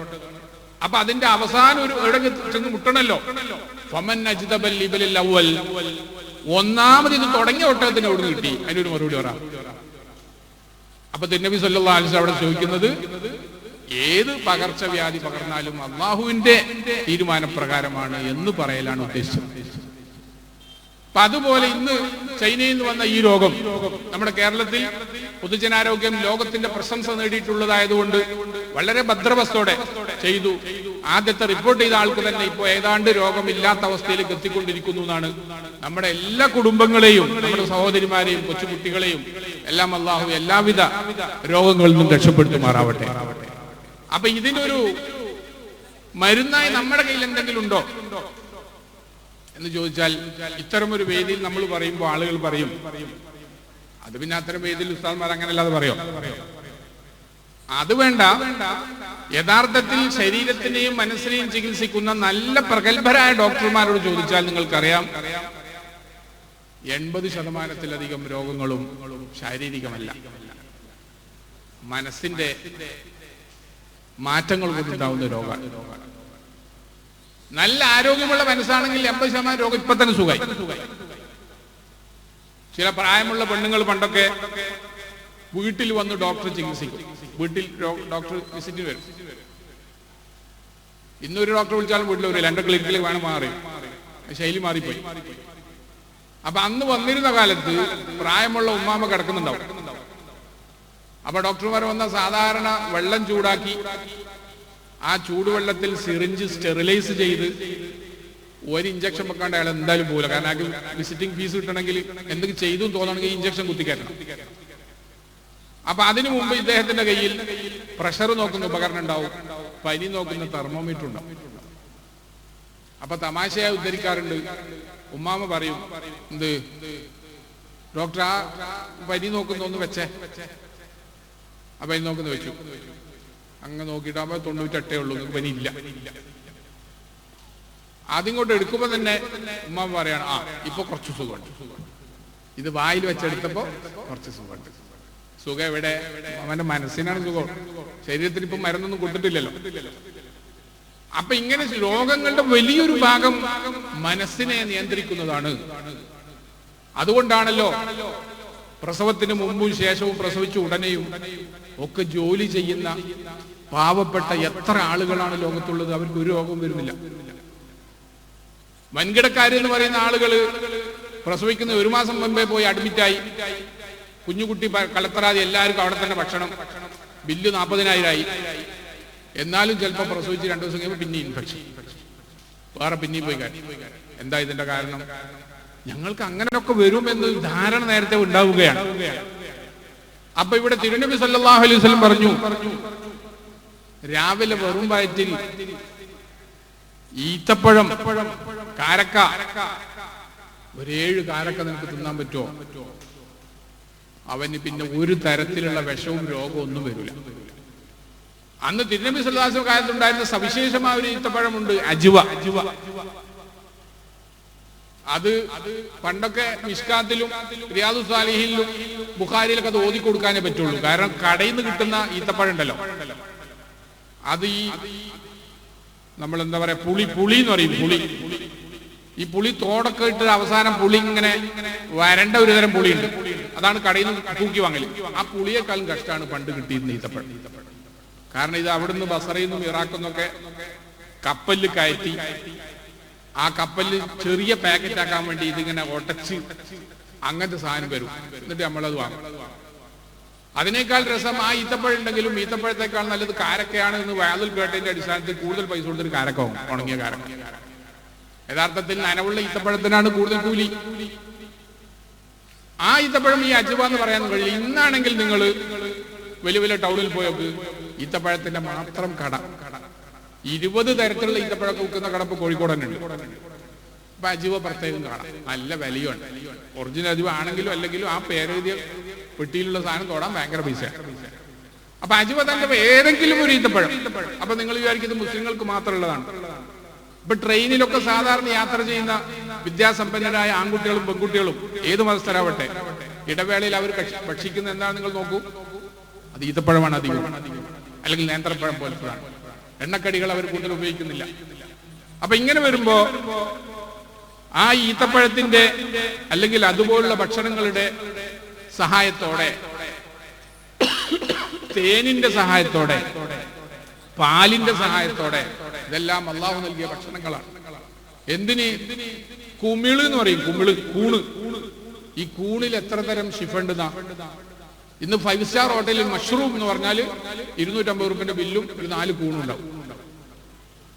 ആ സാധനം അടക്കം എല്ലാം അള്ളാഹു ഷിഫയായി നൽകിയിട്ടുള്ളതാണ്. അത്തരം വിഭവങ്ങൾ കഴിക്കുകയും അള്ളാഹുവിൽ തവക്കൽ ചെയ്യുകയും ചെയ്ത് നിനക്ക് ഒരു പകർച്ചവ്യാധിയും വരുന്നില്ല. അത്തരം ആളുകൾക്കിടയിൽ കഴിഞ്ഞ തവണ ഗൾഫിൽ പകർച്ചവ്യാധി വന്നപ്പോ, ഇവിടുത്തെ മാതിരിയല്ല, നിയമം ഭയങ്കര സ്ട്രിക്റ്റ് ആണ്. പകർച്ചവ്യാധി അന്ന് എന്തോ സാറസോ എന്തോ ഒരു പകർച്ചവ്യാധിയാണ്, അതുണ്ടായിട്ട് നമ്മുടെ നാട്ടുകാരനായ ഒരു ചെറുപ്പക്കാരൻ മരണപ്പെട്ട ആളെ മറമാടുന്നതിന് മുമ്പ് ഇങ്ങോട്ട് കാക്കലാണല്ലോ പതിവ്. ഇവിടെ ബന്ധുക്കളെ കാണിച്ചിട്ട് ഇവിടെ മടമാറ. അതിനു മുമ്പ് ചെയ്യേണ്ട കർമ്മങ്ങൾ അവിടുന്ന് കുളിപ്പിക്കുകയും എംബാം ചെയ്ത് ഈ കണ്ണാടി ചില്ലിലുള്ള പെട്ടിയിൽ വെക്കുകയും ചെയ്യുന്നതിന് ഈ പ്രവർത്തകർ പോയി മയ്യത്തിന് ഏറ്റുവാങ്ങാൻ നോക്കിയപ്പോ UAE ഗവൺമെന്റ് പറഞ്ഞു തൊടാൻ പാടില്ല, നിങ്ങൾ തൊട്ടാൽ നിങ്ങൾക്ക് പകരും. മയ്യത്തിനെ നമ്മൾ നാട്ടിലേക്ക് അയക്കും, നിങ്ങളിവിടെ ബാക്കിയാവും. അപ്പൊ നിങ്ങളിവിടെ ബാക്കിയുള്ളാക്കും പോയാലും ആരും പോകാൻ പാടില്ല. എന്നിട്ട് അവര് മാത്രം നിശ്ചയിച്ച ഫുള്ള് സൂട്ടിട്ട 3-4 നഴ്സുമാരും 1-2 ഡോക്ടർമാരും കൂടിയിട്ടാണ് ദുബായിൽ വെച്ച് അവരെ കർമ്മങ്ങൾ ചെയ്തു. പക്ഷേ കുളിപ്പിക്കാൻ കഴിഞ്ഞില്ല. എന്നിട്ട് അവര് വിളിച്ച് ചോദിച്ചു, ഉസ്താദ് എന്താ ചെയ്യാ? ഞങ്ങൾ കുളിപ്പിക്കാൻ തയ്യാറാണ്. അവരുടെ ധൈര്യം, ആ ധൈര്യമാണ് ഞാൻ ഇപ്പൊ പറഞ്ഞത്, ഈമാന്റെ ധൈര്യം. പക്ഷെ ഞാൻ പറഞ്ഞു, ആ ധൈര്യം ഇപ്പൊ നിങ്ങൾ എടുക്കണ്ട. കാരണം നിങ്ങൾ പറയുമ്പോ ഇപ്പൊ അങ്ങനൊക്കെ പറയും. എന്നിട്ട് നിങ്ങൾ കുളിപ്പിച്ചു നോക്കുക, മയ്യത്തിനെ നാട്ടിലേക്ക് അയച്ചു. വല്ല കാരണവശാൽ നിങ്ങൾപ്പെട്ട ഒരാൾക്ക് ഒരു ദിവസം രാത്രി ഒരു തലവേദന വന്നാൽ തന്നെ എന്ത് വിചാരിക്കും? ഇത് മറ്റേ രോഗം വരാൻ തുടങ്ങി, ഞാൻ വെറുതെ പോയതാണ് കുളിപ്പിക്കാൻ എന്ന് പറഞ്ഞ് തുടങ്ങും. അപ്പൊ അത്തരം ഒരു ആശങ്കക്ക് ഇടവെക്കാൻ പാടില്ല. ഗവൺമെന്റ് നിയമം പറഞ്ഞെന്താ അതനുസരിച്ച്. ഇവിടെ വന്നിട്ട് ഇവിടെ പറ്റുമെങ്കിൽ നമ്മൾ കുളിപ്പിക്കും, കുളിപ്പിച്ചിട്ടില്ലെങ്കിൽ നിസ്കരിക്കാൻ പറ്റൂല. ബാക്കിയുള്ള ദുആക്കെ ചെയ്യാം. കിണറ്റിൽ വീണ് ഒരു മയ്യത്തിന് എടുക്കാൻ പറ്റുന്നില്ല, എന്താ ചെയ്യാം? അതിന് ബാക്കിയുള്ള ദുആക്കെ ചെയ്യും. കുളിപ്പിക്കാതെ നിസ്കരിക്കാൻ പറ്റില്ല. ശാഫി മദ്ഹബ് അങ്ങനെയാണ്. അപ്പൊ ചുരുക്കി പറഞ്ഞാൽ പ്രതിരോധം എന്നത് ശരീരത്തിനേക്കാളേറെ മനസ്സിനാണ് ഉണ്ടാവേണ്ടത്. മനസ്സിന് പ്രതിരോധം ഉണ്ടായാൽ ഏത് കടുത്ത സാഹചര്യത്തെ നമുക്ക് നേരിടാൻ പറ്റും. ഹദീസിൽ തന്നെ കാണുന്നില്ലേ, നിരവധി സ്വഹാബാക്കൾ അവര് ധർമ്മസമരത്തിന്റെ മുന്നിലാണ്.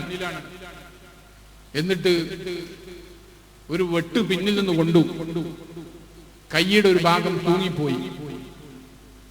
തൂങ്ങിപ്പോയ കയ്യുമായിട്ട് യുദ്ധമുന്നണിയിലേക്ക് പോകാൻ ഈ കൈ ഒരു ബാധ്യതയായി മാറുന്നു. ഇതിങ്ങനെ വലിച്ചു പോണ്ടേ? എന്താ അവർ ചെയ്തത്? പെൻസിലിനില്ല, അതിന്റെ ഓപ്പറേഷൻ തുന്നാനുള്ള സൂചിയില്ല, മരുന്നില്ല.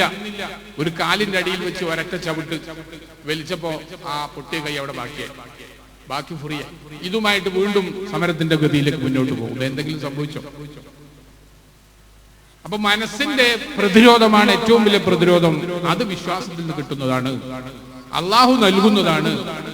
എനിക്ക് നൽകപ്പെട്ട റിസ്ക്കും എന്റെ ആയുസ്സും അതാരും കവർന്നെടുക്കുകയില്ല. 2025 വരെ ജീവിക്കാൻ നിങ്ങൾക്ക് ഖദറുണ്ടെങ്കിൽ ഒരു ആൾക്കും നിങ്ങൾ ഇവിടുന്ന് മാറ്റാൻ പറ്റില്ല. അതുവരെ ജീവിക്കുക തന്നെ ചെയ്യും. അതിനുള്ള റിസ്ക് അള്ളാഹു നൽകി. ഈ വിശ്വാസമാണ് നമ്മുടേത്. അതുകൊണ്ട് മനസ്സിനെ പ്രതിരോധ സമ്പന്നരാക്കുകയും തഖ്വയിൽ അധിഷ്ഠിതമായ ജീവിതം നയിക്കുകയും ചെയ്യുകയാണ് നമുക്ക് ആ വിഷയത്തിൽ പറയാനുള്ളത്. ഞാനിവിടെ സൂചിപ്പിച്ച മൂന്നാമത്തെ വിഷയം സാമ്പത്തിക മാന്ദ്യമാണ്. എല്ലാ മേഖലയിലും അത് ബാധിച്ചിരിക്കുന്നു. നമുക്ക് ഏറ്റവും കൂടുതൽ സാമ്പത്തിക സഹായം നൽകിയിരിക്കുന്ന UAE-യിലെ ദുബായിലെയും അബുദാബിയിലെയും പ്രധാനപ്പെട്ട തെരുവുകൾ, കച്ചവടക്കടയുള്ള വലിയ അങ്ങാടികൾ ശൂന്യമാണ്. ഗോൾഡ് സൂക്കുകളിൽ കച്ചവടം നടക്കുന്നില്ല. അവിടുന്നാണ് ഇങ്ങോട്ടേക്ക് കാശ് വരേണ്ടത്. അപ്പൊ പിന്നെ ഇവിടുത്തെ കാര്യങ്ങൾ എങ്ങനെ നടക്കും? അപ്പൊ നമ്മൾ അവിടെ പ്രസംഗിക്കാൻ പോയാലും, ഇപ്പൊ ജാമിയ സയ്യിദിയുടെ പ്രചരണ പരിപാടിക്ക് പോയപ്പോഴും അവരുടെ കാര്യമായ ആവശ്യം ഇതിനെന്തെങ്കിലും പറയാനുണ്ടോ ഉസ്താദേ? എന്തെങ്കിലും ഉണ്ടോ? നമ്മൾ ചിന്തിച്ചാൽ എന്താ അറിയാ? തിരുനബി സല്ലല്ലാഹു അലൈഹി വസല്ലം ഒരിക്കൽ മദീനത്തെ അങ്ങാടിയിൽ വന്നപ്പോ മദീനത്തെ പള്ളിയിൽ ഒരാൾ ഇരിക്കുന്നു. പള്ളിയിലിരിക്കുന്നു പറഞ്ഞാൽ പള്ളിയിൽ ഇരിക്കാലോ. പക്ഷേ മദീനത്തെ യുവാക്കളുടെ പതിവനുസരിച്ച് രാവിലെ സുബഹിക്ക് ശേഷം തിരുനബി സല്ലല്ലാഹു അലൈഹി വസല്ലമയുടെ പങ്കെടുത്ത് നിസ്കരിച്ചാൽ അതിനുശേഷം റസൂലുള്ളാഹിന്റെ ഇൽമി ദർസ് ഉണ്ടാവും, ക്ലാസ്. അതൊക്കെ കേട്ട് പിന്നെ ജോലിക്ക് പോകും. അവര് ജോലിക്ക് പോകും. പിന്നെ ഉച്ച കഴിഞ്ഞോ വൈകുന്നേരം വരെ. അപ്പൊ ഇത് നിസ്കാരത്തിന്റെ സമയവുമല്ല. ഒരാളിങ്ങനെ പള്ളിയിൽ ഇരിക്കാൻ റസൂൽ അയാളെ വിളിച്ചു. എന്താ എവിടുന്നാ? അപ്പൊ അയാൾ പറഞ്ഞു, നബിയെ ഭയങ്കര ടെൻഷനാണ്, ഒരുപാട് കടമുണ്ട്. അപ്പൊ ഞാൻ അതുകൊണ്ട് ദുഃഖ ഹൃദയനായി ഒരു ഉന്മേഷവുമില്ലാതെ എന്നാ പിന്നെ ഇവിടെ ഇരിക്കാന്ന് വെച്ചാൽ അങ്ങനെ പള്ളിയിൽ ഇരുന്നതാ. തിരുനബി സല്ലല്ലാഹു അലൈഹി വസല്ലമയാണ് ചോദിക്കുന്നത്, ദുനിയാവും ആഖിറവും എന്ത് പ്രശ്നം ഉണ്ടെങ്കിൽ പരിഹാരം റസൂലുള്ളാഹി തീർത്തു കൊടുക്കണം. അങ്ങനെയാണ് ചെയ്തിട്ടുള്ളത്. ഇത് ദുനിയാവാണ് എനിക്ക് കഴിയൂല, ഇത് ആഖിറാണ് എനിക്ക് കഴിയൂല എന്ന് പറഞ്ഞിട്ടില്ല. എല്ലാം അവിടെ നിന്ന് തീർത്തു കൊടുത്തിട്ടുണ്ട്. ഇവിടെ ഇപ്പൊ പ്രശ്നം സാമ്പത്തികമാണ്. അലാ ഉഅല്ലിമുക ബികലിമാത്തിൻ, ഞാൻ ചില വാചകങ്ങൾ പറഞ്ഞു തരാം, നീ അതുപോലെ ദുആ ചെയ്യുമോ? ആ ഞാൻ ചെയ്യാം നബിയെ. ആ ദുആണ് ഇപ്പൊ നമ്മൾ മഗ്രിബിന് സുബഹിക്ക് ഇമാം ദുആക്ക് നമ്മൾ ആമീൻ ചെയ്യും പറയുന്നത്. അല്ലാഹുമ്മ ഇന്നി അഊദു ബിക മിനൽ ഹമ്മി വൽ ഹസൻ വഅഊദു ബിക മിനൽ അജ്സി വൽ കസൽ വഅഊദു ബിക മിനൽ ജുബ്നി വൽ ബുഖൽ വഅഊദു ബിക മിൻ ഗലബത്തി ദൈനി വഖഹ്രി റിജാൽ. കടം വർദ്ധിക്കുന്നതിനെ കൂട്ടി അല്ലാഹുവേ ഞാൻ കാവലിനെ ചോദിക്കുന്നു. ആ കൂട്ടത്തിൽ എന്തുണ്ട് അറിയോ? കസൽ എന്ന് പറഞ്ഞാൽ ബി ഫത്ഹി സീനി, മടി എന്നാണ് അർത്ഥം. കസൽ, മടി. മടി പിടിക്കുന്നവന് പിന്നെ ദാരിദ്ര്യം വരാൻ പിന്നെ സംശയമില്ലല്ലോ. വലിയ കടയുണ്ട്, ഇഷ്ടംപോലെ അതിൽ വിൽക്കാനുള്ള സാധനമുണ്ട്, ഇവൻ മടിയനാണ്. പിന്നെ എങ്ങനെ കച്ചവടം നടക്കുക? ഏത് വിഷയത്തിലും അങ്ങനെയാണ്. അപ്പൊ മടി ആരും പാടില്ല. മുത്താലിമുകൾ പിന്നെ മടി പാടില്ല എന്ന് പറയേണ്ടതില്ല. കിതാബൊക്കെ മുന്നിലുണ്ട്, ഉസ്താദുണ്ട്, ഇവൻ ഓതൂല, പിന്നെ എങ്ങനെ കിട്ടുക? ഞാൻ ഇപ്പൊ തന്നെ വലിയാന്ന് ചോദിച്ചാൽ അള്ളാഹു താല കൽബിലിട്ട് തരും, വലിയ ആയാലിട്ട് തരും. പക്ഷെ വലിയ ആകാൻ വേണ്ടിയിട്ട് നമ്മൾ അധ്വാനിക്കണം. അതേ സമയത്ത് ഈ ദുആ ഒരാഴ്ച ദുആ ചെയ്തപ്പോ ഈ യുവാവിന്റെ എല്ലാ കടവും കൂടിപ്പോയി. അതാണ് മുആദ് ബിൻ ജബൽ റളിയല്ലാഹു അൻഹുവിന്റെ ഹദീസിൽ പറയുന്നത്, ഞാൻ എല്ലാ നിസ്കാര ശേഷവും 3 പ്രാവശ്യം ആ ദുആ ചെയ്യും. പിന്നെ എല്ലാവർക്കും നമ്മുടെ സഹോദരിമാർക്ക് അടക്കം അറിയുന്ന ഒരു വഅദ് സാധാരണ ഉസ്താദുമാർ പറയല്ലോ, മഗ്രിബ് നിസ്കരിച്ചു കഴിഞ്ഞാൽ സൂറത്തുൽ വാഖിയ ഓതുക, സൂറത്തുൽ മുൽക്ക് ഓതുക. സൂറത്തുൽ വാഖിയ ദുനിയാവിന്റെ സാമ്പത്തിക പ്രശ്നം പരിഹരിക്കാൻ, സൂറത്തുൽ മുൽക്ക് ഖബറിലെ പ്രശ്നം പരിഹരിക്കാൻ. അപ്പൊ രണ്ടുമായി. വളരെ ഈസിയായ വിഷയമാണ്. അപൂർവം ചില കച്ചവടക്കാർ മഗ്രിബ് നിസ്കരിച്ച ഉടനെ അവിടെ ഇരുന്ന് പോകുന്നതാണ്. എല്ലാ പള്ളിയും 2-3 ആളുണ്ടാവും. ചില ഉദ്യോഗസ്ഥന്മാരൊക്കെ അവരുടെ തിരക്കൊക്കെ കഴിഞ്ഞ് വീട്ടിലെത്തിയിട്ട് രാത്രി എശാക്കേശാണെങ്കിൽ വേണ്ടിയില്ല അത് ഓതാണ്ട് കിടക്കൂല. അങ്ങനെ നിരവധി ആളുകൾ. അതാരെങ്കിലും പതിവാക്കിയിട്ടുണ്ടെങ്കിൽ നിങ്ങൾക്ക് സംശയമുണ്ട്, ഒരു 4 മാസം വിട്ടുപോകാതെ പതിവാക്കി നോക്ക്. നമ്മളെ പവറല്ല. അതിൽ പറഞ്ഞിരിക്കുന്ന ആ ഹദീസ് തിരുനബി സല്ലല്ലാഹു അലൈഹി വസല്ലം പറഞ്ഞ ഹദീസാണ്. ലം യുസിബുഹു ഫഖത്തുൻ, അവന് ദാരിദ്ര്യം വീശുന്നതല്ല. പിന്നെ താത്വികമായ ഒരു ബുദ്ധിപരമായി ചിന്തിക്കണമെങ്കിൽ ചിന്തിച്ചു നോക്ക്, എന്താണ് ദാരിദ്ര്യം എന്ന് പറഞ്ഞാൽ? ദാരിദ്ര്യം എന്ന് പറഞ്ഞാൽ ബിലോ പൂവർട്ടി ലൈൻ. നമ്മുടെ റേഷൻ കാർഡിലില്ല BPL APL.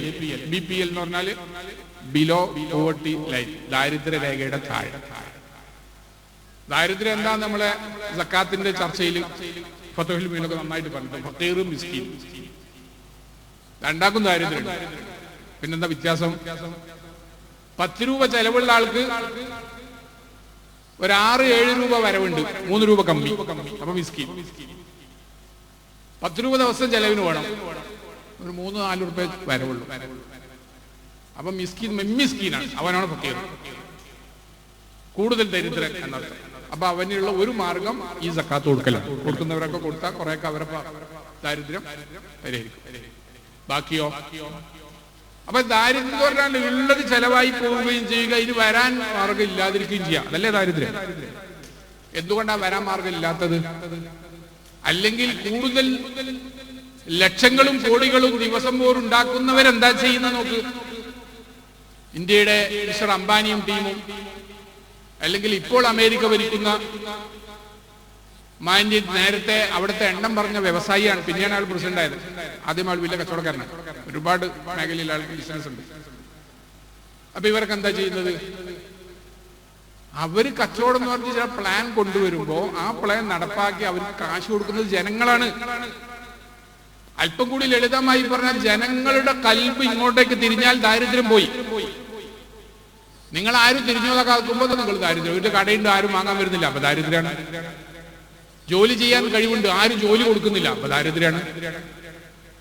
അപ്പോൾ എന്റെ ദാരിദ്ര്യം നീങ്ങാൻ അള്ളാഹു ഉദ്ദേശിച്ച ഒരാളുടെ 2 ആളുടെ കൽബ് എന്നിലേക്ക് തിരിച്ചാൽ എന്റെ ദാരിദ്ര്യം പോയില്ലേ? തിരുനബി സല്ലല്ലാഹു അലൈഹി വസല്ലം എന്താ ചെയ്യല്?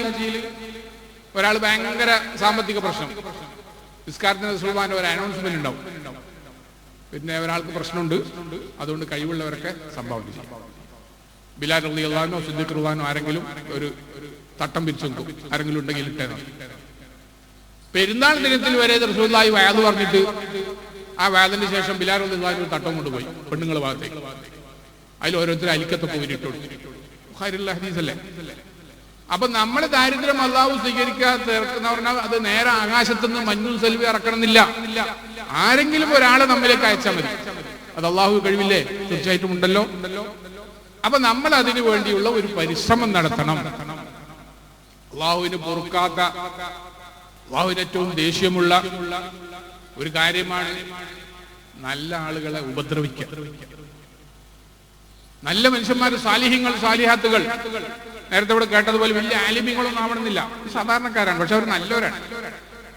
ഈ സാധാരണക്കാരെ ഉപദ്രവിക്കാതെ വലിയ മട്ടലെടുത്ത് അടിക്കൽ മാത്രമൊന്നുമല്ല, അവരെ കുറിച്ച് മാനഹാനി ഉണ്ടാക്കുന്ന വിഷയങ്ങൾ നാട്ടിൽ പരത്തുക. അവരുടെ മകളുടെ കല്യാണം വരുമ്പോ ഏതെങ്കിലും വഴിക്ക് മുടക്കാൻ നോക്കുക. അവരുടെ കുട്ടിയെക്കുറിച്ച് ഒരാൾ അന്വേഷണം പറയുമ്പോൾ അവനോട് കുറ്റം പറയാം. അവരെ വീട്ടിലേക്ക് റോഡുണ്ടാക്കാൻ ശ്രമിക്കുമ്പോൾ അതിനെതിരെ സമരം ചെയ്യാം. ഇങ്ങനെ എന്തെല്ലാം അക്രമങ്ങൾ. ഇങ്ങനെ നല്ല ആളുകളെ നീ ആക്രമിച്ചോ, നിന്റെ റിസ്കിന്റെ വഴി തടയപ്പെടും എന്നാണ് തിരുനബി സല്ലല്ലാഹു അലൈഹി വസല്ലം പഠിപ്പിച്ചത്. അപ്പൊ എന്റെ പ്രവൃത്തി കാരണമാണ് എന്റെ റിസ്ക് തടയപ്പെടുന്നത് എന്ന് നമ്മൾ മനസ്സിലാക്കണം. ആ വിഷയത്തിൽ ഒരു പുനർവിചിന്തനം നടത്തണം. അപ്പൊ നമുക്ക് മനസ്സിലാവും ഇന്ന ഭാഗത്തൂടെയാണ് എന്റെ റിസ്ക് മുടങ്ങിപ്പോയത്. ചിലർ പറഞ്ഞു കേട്ടില്ലേ, നല്ല ഉഷാറുണ്ടായി, മോൻ ഗൾഫിൽ പോയി വന്നിട്ട് ഒരു നല്ല വീടെടുത്ത്, 2 നല്ല വീട്. ഇപ്പൊ ആ വീടിന്റെ ഇലക്ട്രിസിറ്റി ബില്ലടക്കാനുള്ള പൈസയും കൂടിയില്ല, കടത്തിൽ മുങ്ങി. ഇത് വെറുതെ വന്ന് ഭവിക്കുന്നതല്ല. നീ അമിത ദൂർത്ത് കാണിച്ചപ്പോ ആ ബാക്കി വെച്ചിരുന്നതിന്റെ ബർക്കത്ത് കൂടി അള്ളാഹു നശിപ്പിച്ചതാണ്, ഇല്ലാതാക്കി കളഞ്ഞാണ്, വെറുതെ അല്ല. അതേ സമയത്ത് വളരെ നല്ല മാതൃക ഇപ്പൊ കാണാം ചില സ്ഥലത്തൊക്കെ. കാലം മോശമാണെന്നുണ്ടെങ്കിലും ഒരാൾ അയാളുടെ മകളെ കല്യാണത്തിന് വിവാഹം നിൽക്കാൻ നടത്തുമ്പോ ഒരു 5 പാവപ്പെട്ടവർ നിക്കാഹ് അതിന്റെ കൂടെ നടക്കുക. എത്ര നല്ല പരിപാടിയാ! അത്ര നല്ല പരിപാടികൾ റിസ്ക് ഇങ്ങനെ വരും. ഈ ഒരു സദസ്സിലേക്ക് മാത്രമല്ല, വേറെ സമയത്തൊക്കെ ഒരു റിസ്ക് ഇങ്ങനെ വന്നുകൊണ്ടിരിക്കും. അപ്പൊ നമ്മളെ അല്ലാഹു തആല ഇവിടെ ഇന്നി ജാഇലു ഫിൽ അർളി ഖലീഫ, അല്ലാഹുവിന്റെ പ്രതിനിധിയായിട്ടാണ് ആദം നബി അലൈഹി സ്വലാമിനെ അയച്ചത്. എന്താ നിങ്ങൾ ആലോചിച്ചു നോക്ക്. നമ്മളെ സോഷ്യൽ മീഡിയ ഗ്രൂപ്പുകളിലും മറ്റുമൊക്കെ മതപരമായ ചില ചർച്ചകൾ ചിലപ്പോൾ പുരോഗമിക്കുമ്പോൾ ചില ആളുകളൊക്കെ ഒരു തിന്മയുടെ ഒരു ലാഞ്ചന പോലും പറയാനില്ലാത്ത, ലോകം മുഴുക്ക നന്മ പറഞ്ഞ തിരുനബി സല്ലല്ലാഹു അലൈഹി വസല്ലമയെ കുറിച്ച് വരെ മോശമായ വാചകങ്ങൾ എഴുതി വിടുന്നില്ലേ, ചിത്രം വരച്ച് കളിയാക്കുന്നില്ലേ, പരിഹസിക്കുന്നില്ലേ. എന്നിട്ടോ അള്ളാന്റെ ഹബീബല്ലേ, എന്നിട്ട് ആ ആളെ പിറ്റേന്ന് തന്നെ അള്ളാഹ് മരിപ്പിച്ച് കളയാം. പിറ്റേന്ന് മുതൽ ഇന്നെ ഓനെ ഒന്നും കൊടുക്കാതിക്ക, ക്രമേണ ചെയ്യുള്ളൂ. അപ്പൊ ലോകത്തെ ഏറ്റവും വലിയ ഹലീം, സഹിക്കുന്നവൻ, സഹനമുള്ളവനാണ് അള്ളാഹു. അങ്ങനെ വരുമ്പോ അള്ളാഹു നമുക്ക് എന്താ പഠിപ്പിച്ചത്? ആരെങ്കിലും അറിയാതെ എന്നോട് എന്തെങ്കിലും മോശമായി പെരുമാറിച്ചിട്ട് ഓനെതിരെ ഇങ്ങനെ അടിച്ചു വിടലല്ല, സഹിക്കുക. കുറച്ചൊക്കെ എല്ലാവർക്കും വേണ്ടി ദുആ ചെയ്യാം. اللهم ارحم ഉമ്മത മുഹമ്മദിൻ സല്ലല്ലാഹു അലൈഹി വസല്ലം റഹ്മത്തൻ അമ്മതൻ എന്ന ഒരൊറ്റ ദുആ മതി എല്ലാ ദാരിദ്ര്യവും മറികടക്കാൻ എന്ന് ഇമാം ഷഅറാനിയെ പോലുള്ള നിരവധി മഹാന്മാർ പറഞ്ഞിട്ടുണ്ട്. അപ്പൊ നമ്മുടെ കൽബിൽ എല്ലാവരും നന്നാവണം, ഞാനും നന്നാവണം എന്നൊരു ചിന്ത നട്ടുപിടിപ്പിക്കാം. അത്ര എളുപ്പമൊന്നുമല്ല. ഈ ഹൈന്ദവ പുരാണങ്ങളിലൊക്കെ ഉണ്ട്, ദേവി അല്ലെങ്കിൽ ദേവൻ പ്രത്യക്ഷപ്പെട്ട് വരം കൊടുക്കുക, എന്ത് ചോദിച്ചാലും കിട്ടും. അങ്ങനെ കഥകളൊക്കെ കുട്ടികളെ ബാൻഡ്രമയിലൊക്കെ അതൊക്കെ വരില്ല. അപ്പൊ ഒരാൾക്ക് ഇങ്ങനെ ഒരു വരം കിട്ടുകയാണ്. എന്താ വരം എന്ന് പറഞ്ഞാൽ, നീ എത്ര കാശ് ചോദിച്ചാലും ഇപ്പൊ തരാം എന്നാണ് വരം കൊടുക്കുന്ന ആള് പറയുന്നത്. പക്ഷെ ഒരു കണ്ടീഷൻ.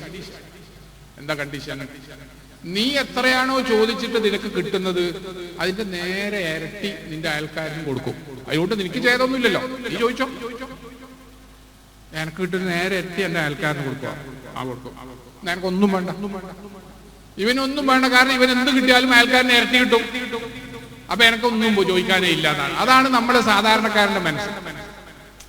അപ്പൊ ഈ അവസ്ഥ മാറിയിട്ട് അവനും കിട്ടണം, എല്ലാവർക്കും കിട്ടണം, കൂട്ടത്തിൽ എനിക്കും എന്ന ചിന്ത നമ്മൾ മനസ്സിൽ കൊണ്ടു നടന്നാൽ വിശ്വാസികൾക്ക് വേണ്ടി, നല്ലവർക്ക് വേണ്ടി ദുആ ചെയ്യുക. അറിയുന്നവർക്കും അറിയാത്തവർക്കും കയ്യിലുള്ള എന്തെങ്കിലും സഹായിക്കാൻ പറ്റുമെങ്കിൽ സഹായിക്കുക. നേരത്തെ ഇവിടെ നിങ്ങൾ കേട്ടല്ലോ, കില്ലത്ത്, കയ്യിലൊന്നും ഇല്ലാത്ത വളരെ അരിഷ്ടിച്ച് കഴിയുന്ന സമയത്ത് അതിൽ നിന്ന് ഒരു ചില്ലിക്കാശ് എടുത്ത് സംഭാവന കൊടുക്കുക. ഇതെല്ലാം അള്ളാഹുവിന്റെ റിസ്കിന്റെ വാതിൽ തുറക്കുന്ന കാര്യങ്ങൾ. എല്ലാത്തിലും ഉപരി നേരത്തെ ഇവിടെ കേട്ടതുപോലെ രാത്രിയുടെ അന്ത്യയാമങ്ങളിൽ എഴുന്നേറ്റ് അള്ളാഹുവിന്റെ മുന്നിൽ ഒരു 2 മിനിറ്റെങ്കിലും നേരിട്ട് അള്ളാഹുവിനെ ഓർമ്മിക്കാം. ചിലരൊക്കെ പറയുന്നത് അള്ളാഹു എന്ന ദിക്റന്നെ ചെല്ലണം എന്നാണ്. അതങ്ങനെ ചെല്ലി വരുമ്പോ നിന്റെ കൽബിനകത്ത് ഈ ഹൈഡ്രജനും ഓക്സിജനും കൂടിയാൽ വെള്ളം ഉണ്ടാവുന്നുണ്ട്, സോഡിയം ക്ലോറൈഡും കൂടിയാൽ സോഡിയം ക്ലോറൈഡ്, അപ്പൊ ഉപ്പായി. ഇങ്ങനെ കെമിസ്ട്രിയിൽ പലതും പഠിപ്പിക്കുന്നുണ്ട്. എന്നതുപോലെ ഒരു രാസമാറ്റം നിന്റെ കൽബിൽ ഉണ്ടാക്കും അള്ളാഹു എന്ന ദിക്ർ. അങ്ങനെ വരുമ്പോ നീ അറിയാതെ അല്ലാഹ് 4 പ്രാവശ്യം 5ാമത്തെ പ്രാവശ്യം വിളിക്കും, നിന്റെ തൊണ്ടങ്ങനെ ഒഴുകിയിട്ട് നിനക്ക് കരയാൻ തോന്നും എന്ന് മഹാന്മാർ പഠിപ്പിച്ചിട്ടുണ്ട്.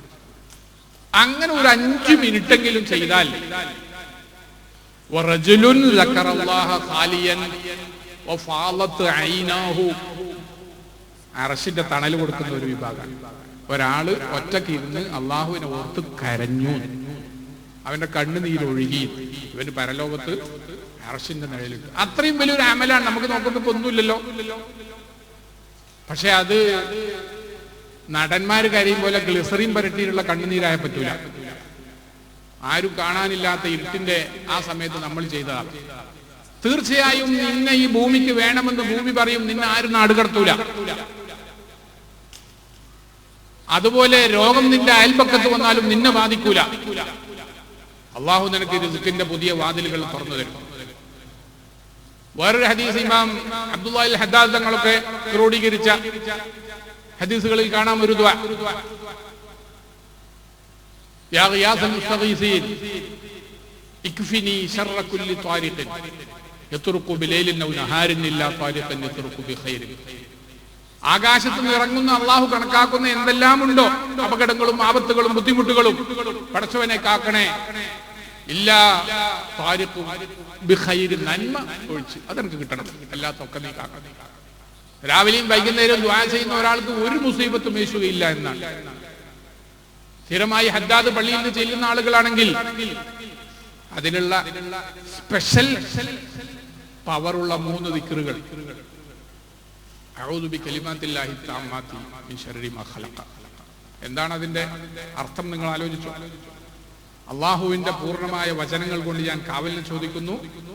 മിൻ ശർരി മാ ഖലഖ, എന്തെല്ലാം സൃഷ്ടിച്ചിട്ടുണ്ടോ അതിലെല്ലാം എന്തെല്ലാം ഷർറുണ്ട് എല്ലാം നീ കാക്കണേ. വെറും 3 തവണ നാവുകൊണ്ട് ഇങ്ങനെ പറഞ്ഞാൽ അള്ളാഹുവിൽ നിന്ന് കാവലിനെ ചോദിക്കും.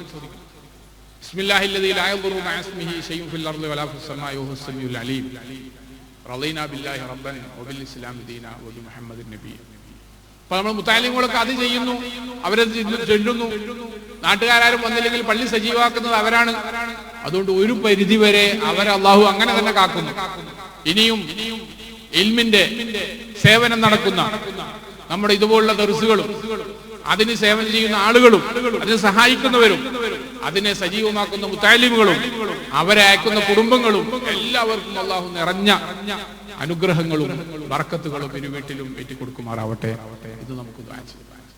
അപ്പൊ തീർച്ചയായും നമ്മുടെ സംരക്ഷണം അള്ളാഹുവിന് ഒരു പ്രശ്നമേ അല്ല. 1 2 വളരെ ചെറിയ സംഭവം പറഞ്ഞാൽ ഇപ്പൊ നിർത്തും. ഒന്ന് കഥയൊന്നുമല്ല, സാധാരണ നമുക്ക് ചിന്തിക്കാൻ പറ്റുന്ന വിഷയം.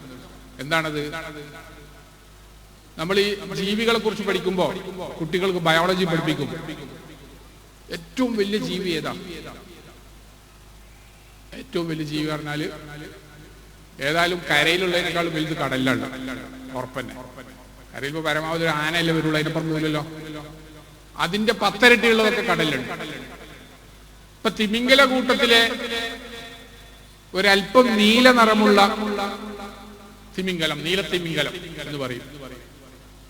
അതൊരു കപ്പൽ പോലെ ഉണ്ടാവും, അല്ലെങ്കിൽ ഒരു ബോട്ട് പോലെ ഉണ്ടാവും. എന്നിട്ട് അങ്ങനത്തെ എത്ര തിമിംഗലം ഉണ്ട് നമ്മൾ ഈ കടലിലൊക്കെ? ആയിരക്കണക്കിന്. ഒരു തിമിംഗലത്തിന് ഒരു നേരം ഭക്ഷിക്കാൻ നമ്മളെ ക്യാൻറ്റീനിൽ കുട്ടികൾക്ക് ഒരാഴ്ച കൊടുക്കുന്ന ഫുഡ് ഉണ്ടായാലും ഒരു നേരത്തിന് മതിയാവില്ല, ഒറ്റ തിമിംഗലം. എന്നിട്ട് ഏതെങ്കിലും തിമിംഗലം എനിക്ക് പട്ടിണി നടക്കുന്ന നോട്ടീസ് അടിച്ചണം, ഏതെങ്കിലും തിമിംഗലത്തിന് റിസ്ക് കിട്ടാത്ത പ്രശ്നമുണ്ടോ? ആരാണ് ഈ റിസ്കൊക്കെ കൊടുക്കുന്നത്? നിങ്ങൾ ഒന്ന് ചിന്തിച്ചു നോക്കൂ.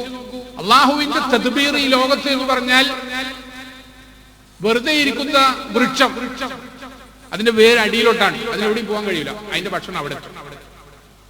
ഇപ്പൊ മിനിഞ്ഞാന്ന് കണ്ടുപിടിച്ച ഒരു നിരീക്ഷണം അനുസരിച്ച് അന്റാർട്ടിക്കയുടെ തൊട്ടടുത്തുള്ള കടലിൽ ഒരിനം മത്സ്യം, നമ്മളെ തളയനെ പോലത്തെ കുറച്ച് വെളുത്ത് നീണ്ട ഒരു സാധനം, ഒരു മുട്ടിന്റെ അത്ര വലിപ്പട്ട, നിരീക്ഷിക്കപ്പെട്ട ഒരു മത്സ്യം കഴിഞ്ഞ 10 വർഷമായിട്ട് അത് നിൽക്കുന്ന ആ സ്ഥലത്ത് നിന്ന് അനങ്ങിയിട്ടില്ല.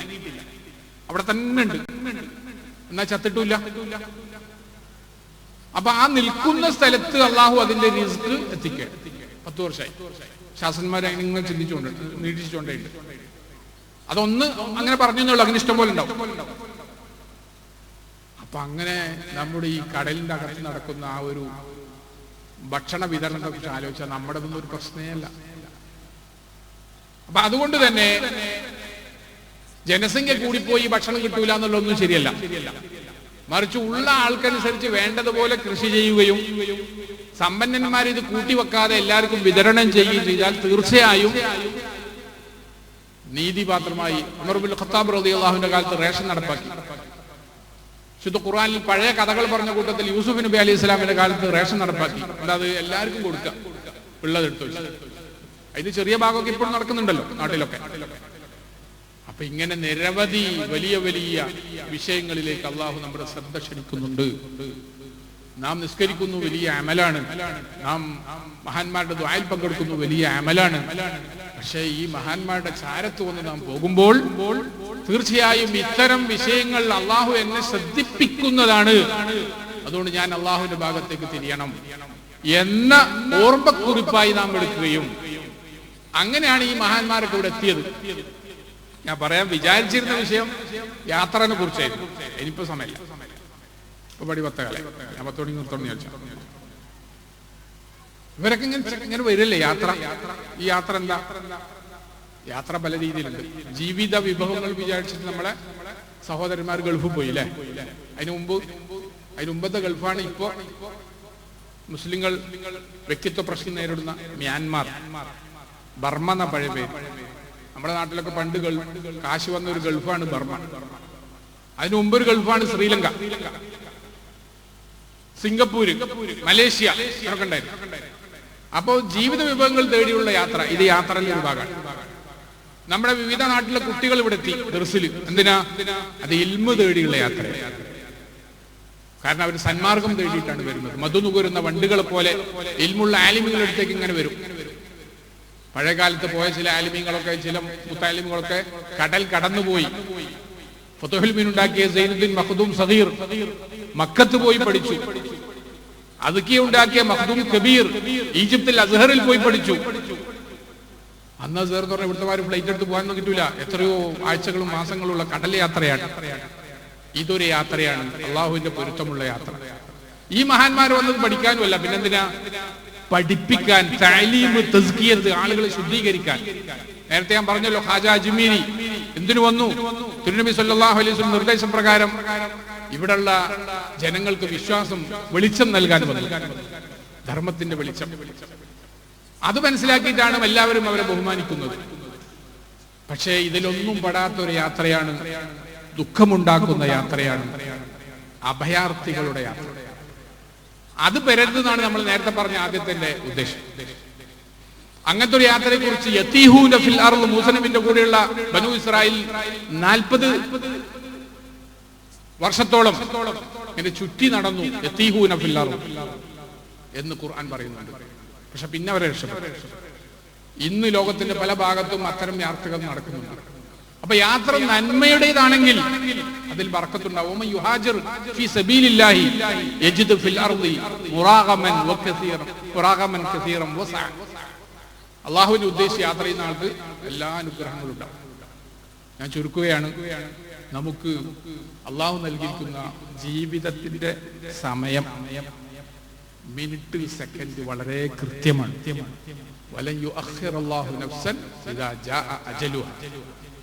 അല്പം പോലും അങ്ങോട്ടും ഇങ്ങോട്ടും യാതൊരു അപ്പീലും ഒരു സ്ഥാനവും അവിടെ ഇല്ല. അപ്പൊ പിന്നെന്താണ് ബുദ്ധി? നൽകപ്പെട്ട സമയം ഉപയോഗപ്പെടുത്തുക. സൂര്യൻ ഉദിക്കുന്നത് ചിലപ്പോ 6 മണിക്കൂർ കഴിഞ്ഞിട്ടാകാം, നമുക്കറിയില്ല. ചിലപ്പോ പെട്ടെന്ന് തന്നെ ഉദിച്ചതും വരാം. ഖിയാമത്ത് നാൾ അങ്ങനെ ഉദിക്കുന്നല്ലേ പറയുന്നത്, പടിഞ്ഞാറ് ഇങ്ങോട്ട് വരും. അപ്പൊ അതുകൊണ്ട് എന്റെ ആയുസ്, അതിന്റെ ഉള്ളിൽ എന്തെങ്കിലുമൊക്കെ ചെയ്യണം. അതാണ് അള്ളാഹു പറഞ്ഞത്, വലാ തമൂതുന്ന ഇല്ലാ വഅൻതും മുസ്ലിമൂൻ. മുസ്ലിങ്ങളായിട്ടല്ലാതെ മരിക്കരുതേ. എന്താണ് ആ പറയുന്നത്? മുസ്ലിങ്ങളായിട്ട് മരിക്കാന്ന് പറഞ്ഞാൽ ഞാൻ മരിക്കുന്നു, അല്ലാഹു സ്വല്ലി അലൈഹി വസല്ലം, നമുക്ക് കിടക്കട്ടെ, മരിക്കട്ടെ എന്ന് പറഞ്ഞാൽ ആരും കിടക്കല്ലോ. അത് വളരെ അപൂർവ ആളുകൾ മാത്രമേ ഉള്ളൂ. അപ്പൊ എങ്ങനെ മുസ്ലിമായിട്ട് മരിക്കാൻ വേണ്ടി എന്താ ചെയ്യേണ്ടത്? അള്ളാഹു അങ്ങനെ പറഞ്ഞു, വലാ തമൂതുന്ന ഇല്ലാ വഅൻതും. നമ്മൾ എന്താ ചെയ്യേണ്ടത്? മുസ്ലിമായിട്ട് ജീവിച്ചുകൊണ്ടേയിരിക്കുക. അപ്പൊ എപ്പം മരണം വന്നാലും മുസ്ലിമായി മരിക്കണം. അപ്പൊ നമ്മുടെ കർമ്മങ്ങൾ ശുദ്ധീകരിക്കണം എന്ന നിർദ്ദേശമാണ് വന്നിട്ടുള്ളത്. അതിന് ഇത്തരം മഹാന്മാർ നമുക്ക് മാർഗദർശകങ്ങളാണ്. ഞാൻ നിർത്തുകയാണ്. പ്രത്യേകിച്ച് സഹോദരിമാര്, ഇന്ന് ജീവിക്കുന്ന ഈ നൂറ്റാണ്ട് ഒരുപാട് അപകടം പിടിച്ചതാണ്. നമ്മൾ നോക്കുന്നതും കാണുന്നതും. വെറുതെ ഒരു ട്രെയിൻ എവിടെ എത്തി എന്ന് നോക്കാൻ വേണ്ടി മൊബൈൽ എടുത്താൽ ട്രെയിൻ എവിടെ എത്തി എന്ന് പറയുന്നതിന് മുമ്പ് ചിലപ്പോ ഒരു ചിരിക്കുന്ന മുഖം വരും. അതിന്റെ അടിയിൽ കാണാൻ പറ്റാത്തൊരു പരസ്യം ചിലപ്പോൾ ഉണ്ടാവും. ഇത് സംഭാവന ഒന്നുമില്ല, ഇത് ആർക്കോ എവിടേക്കോ ഇരുന്ന് വളരെ തന്ത്രപൂർവ്വം നമ്മളിലേക്ക് അയക്കുകയാണ്. നമ്മൾ വിചാരിക്കും ഫ്രീ ആണ്, കാണുന്നതിന് പ്രശ്നമില്ല, അല്ലെങ്കിൽ കേൾക്കുന്നതിന് പ്രശ്നമില്ല. നമ്മൾ വഞ്ചനയിൽ അകപ്പെടുത്തുകയാണ് എന്ന് നാം മനസ്സിലാക്കും.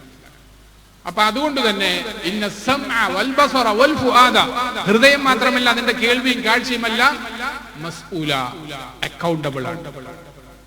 അതുകൊണ്ട് അക്കൗണ്ടബിൾ ആണെന്ന് ഇപ്പൊ കുട്ടിക്ക് മനസ്സിലാകാൻ പ്രയാസമില്ല. ഒരു മാസം മുമ്പ് കോൾ ചെയ്ത മൊബൈൽ കോള് ആ പ്രൊവൈഡറെ അടുത്ത് പോയി സൈബർ സെല്ലിന് അങ്ങനെ തന്നെ തിരിച്ചു പിടിക്കാൻ പറ്റും എന്ന് പറഞ്ഞ വേഗം മനസ്സിലാവും. വളരെ മുമ്പുള്ളത് അള്ളാഹു പരിശോധിക്കുന്ന പറയുമ്പോൾ പിന്നെ അത്ര ഒരു ഉറപ്പില്ല, പരിശോധിക്കോ എന്ന് തോന്നല. അപ്പൊ ഇതിനേക്കാളും വലിയ സൗകര്യമല്ലേ? അതുകൊണ്ട് എന്റെ ഏറ്റവും ചുരുങ്ങിയത് കഫാഫൻ, ആ തെറ്റും ഈ ശരിയൊന്ന് സമായി പോയിട്ടെങ്കിൽ കിട്ടിയിരുന്നെങ്കിൽ ഞാൻ രക്ഷപ്പെട്ടേനെ എന്നാണ് സിദ്ദീഖുൽ അക്ബർ റളിയല്ലാഹു അൻഹു പോലുള്ള മഹാന്മാരൊക്കെ പറഞ്ഞിട്ടുള്ളത്. പിന്നെ നമുക്ക് എന്താ ചെയ്യാൻ പറ്റുക? അതുകൊണ്ട് നമ്മുടെ എല്ലാ വിഷയങ്ങളും നമ്മളെപ്പോഴും ഞാൻ ചെയ്തു കളയാം എന്നൊരു ഉദ്ദേശമല്ല, അള്ളാഹുവേ എന്നെ നന്നാക്കണേ എന്ന ഉദ്ദേശം, അതിൽ നമുക്ക് വഴിയുണ്ട്. അപ്പൊ അതുകൊണ്ട് അങ്ങനെ ഒരു രീതി സമീപിക്കുന്നതിനും ചുറ്റുഭാഗത്തുമുള്ള എല്ലാവരുടെയും നന്മയ്ക്ക് വേണ്ടി ദുആ ചെയ്യുന്നതിനുമുള്ള ഒരു വിശാല ഹൃദയം മഹാന്മാർ ചോദിച്ചു വാങ്ങിയതുപോലെ നമുക്കും അള്ളാഹു ആശാരമായി നൽകുമാറാവട്ടെ. അങ്ങനെ നമ്മുടെ രോഗഭീതിയും പൗരത്വ ഭീതിയും ദാരിദ്ര്യഭീതിയും എല്ലാ വിഷമങ്ങളും ബുദ്ധിമുട്ടുകളും അള്ളാഹു തീർത്തു തരുമാറാവട്ടെ. പ്രത്യേകിച്ച് ഈ മഹാന്മാരുടെ ആദർശത്തിൽ ഇങ്ങനെ വരാനും ഇരിക്കാനും അത് അള്ളാഹു നമ്മെ ഇഷ്ടപ്പെടുന്നു എന്നുള്ളതിന്റെ ഒരു ലക്ഷണമായിട്ട് നാം കാണാം. അല്ലെങ്കിൽ നമ്മളിവിടെ അടുപ്പിക്കൂലല്ലോ. അപ്പൊ അതിനെ ഇനി ഒന്നുകൂടി ഉപയോഗപ്പെടുത്തി വരും വർഷത്തേക്ക് കൂടുതൽ ഈമാൻ വർദ്ധിച്ച് നമ്മുടെ കുടുംബത്തിൽ കൂടുതൽ ബർക്കത്തുണ്ടായി കുടുംബം ധാർമ്മികമായി വളർന്ന് അങ്ങനെ ആകാൻ നമ്മളെല്ലാം അള്ളാഹു സഹായിക്കുമാറാവട്ടെ. അതിനുള്ള വേദിയായി നമ്മിൽ നിന്ന് അള്ളാഹു കബൂൽ ചെയ്യുമാറാവട്ടെ. ആമീൻ എന്ന് ദുആ ചെയ്ത് ഞാൻ വാക്കുകൾ ചുരുക്കുകയാണ്.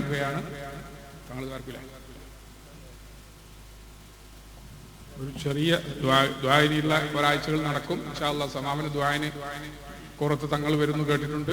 ബഹുമാനപ്പെട്ട തങ്ങൾ നമ്മുടെ അടുത്ത് എപ്പോഴും ഉണ്ട്. ഈ ദുആകൾ അതിന്റെ ഇടയിലൊന്ന് പറഞ്ഞോട്ടെ, നമ്മുടെ സഹോദരിമാര് ഇവിടെ മാസത്തിലൊരിക്കൽ ദിക്റിന് വരുമ്പോ സലാത്തിന് വരുമ്പോ ഒരു ചെറിയ നസീഹത്ത് തങ്ങൾ നൽകുന്നുണ്ട് എന്നോട് പറഞ്ഞു. കൂടുതലായി പ്രത്യേകിച്ച് 10ാം ക്ലാസ് വരെയൊക്കെ പഠിച്ച നമ്മുടെ പെൺകുട്ടികൾ അവരുടെ ധാർമ്മിക വിദ്യാഭ്യാസം കൂടുതൽ വർദ്ധിപ്പിക്കുന്നതിനെ കുറിച്ച് ആലോചിക്കണം.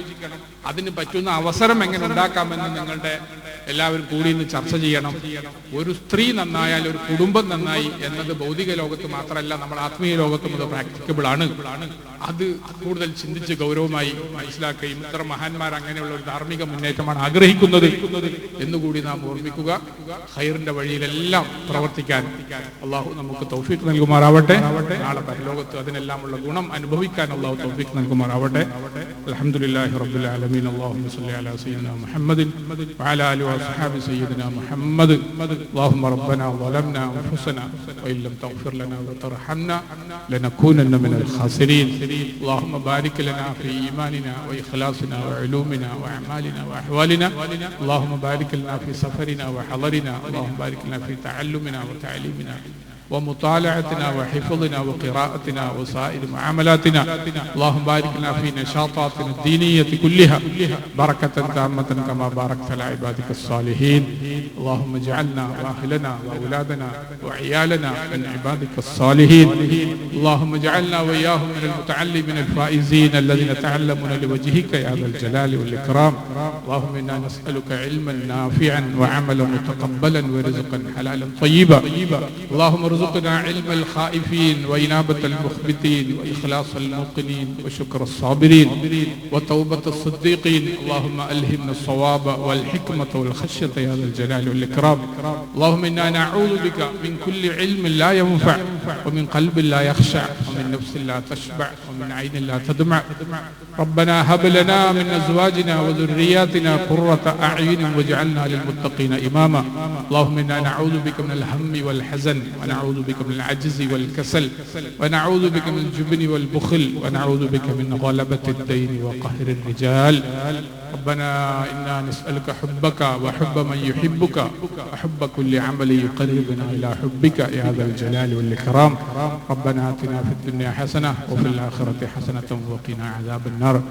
ربنا تقبل منا إنك أنت السميع العليم وتب علينا إنك أنت التواب الرحيم.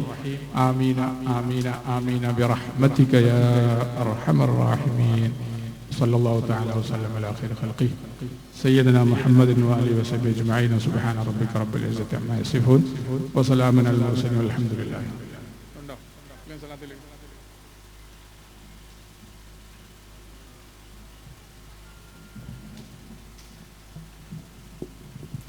അൽഹംദുലില്ലാഹ്. വളരെ സന്തോഷമായി ബഹുമാനപ്പെട്ട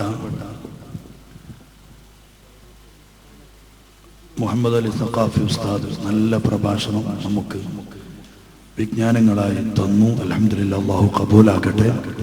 ഇതിൻ്റെ മുമ്പ് നമ്മുടെ ഒരു ബഹുമാനപ്പെട്ട സയ്യിദുൽ ഉലമ ജിഫ്രി മുത്തുക്കോയ തങ്ങൾ പ്രതിനിധിയായ അയച്ച ഒരു സയ്യിദ് ഇവിടെ വന്നു. നമ്മുടെ കുടുംബം തന്നെയാണ്. നല്ല ആത്മീയമായ ഉപദേശങ്ങൾ തന്നു. എല്ലാം ജീവിതത്തിൽ പകർത്താൻ എല്ലാവർക്കും അല്ലാഹു തൗഫീഖ് നൽകുമാറാവട്ടെ. നാളെ ഇൻഷാ അല്ലാഹ് മഗ്രിബ് നിസ്കരിച്ച ഉടനെ പരിപാടി ആരംഭിക്കും. വിനീതൻ തന്നെയാണ് നാളെ പ്രസംഗിക്കാനുള്ളത്. അതുകൊണ്ട് ആരും കാത്തു നിൽക്കേണ്ടില്ല. നിങ്ങളൊക്കെ മഗ്രിബിക്ക് ഇങ്ങോട്ട് വരണം. അതേപോലെ ഇൻഷാ അല്ലാഹ് നമുക്ക് സിയാറത്ത് ചെയ്യണം. അല്ലാഹു തആല എല്ലാ ഖൈറും എപ്പോഴും നൽകുമാറാവട്ടെ. ഈ നാട്ടിലുള്ള എല്ലാവരും മഗ്രിബ് നിസ്കരിച്ച ഉടനെ വേദിയിലെത്തണമെന്ന് ഓർമ്മപ്പെടുത്തുന്നു. കടയിലും പലയിടത്തും പലരുമുണ്ട്. എന്തെങ്കിലുമൊക്കെ വസ്തുക്കൾ വാങ്ങാൻ വേണ്ടി പോയതാകും. അതൊക്കെ ലാസ്റ്റിലേക്ക് നീട്ടിവെച്ച് വാദം നടക്കുമ്പോൾ ആരും അനാദരവായി അവിടെ ഇവിടെ നടക്കരുത് എന്ന് എല്ലാ ചെറുപ്പക്കാരെയും പ്രായമുള്ളവരെയും മറ്റും അറിയിക്കുന്നു. നാളെ മുതൽക്ക് അതെല്ലാവരും ശ്രദ്ധിക്കണമെന്ന് ഓർമ്മപ്പെടുത്തുകയാണ്. ഇൻഷാ അല്ലാഹ് ബാക്കി പിന്നീട് പറയാം.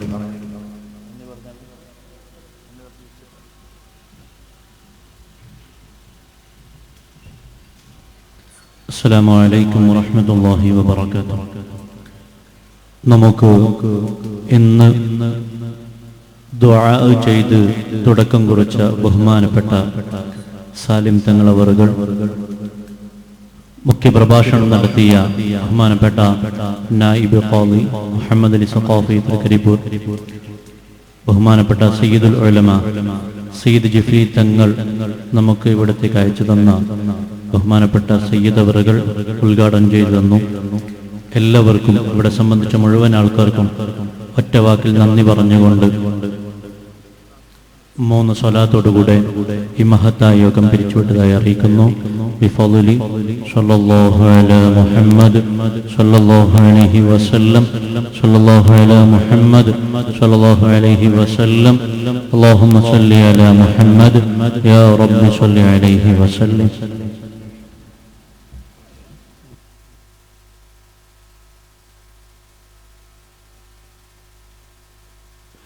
മുത്തഅല്ലിമീങ്ങൾക്ക് മഖാമിലേക്ക് വന്ന് സിയാറത്ത് ചെയ്തു പോകും.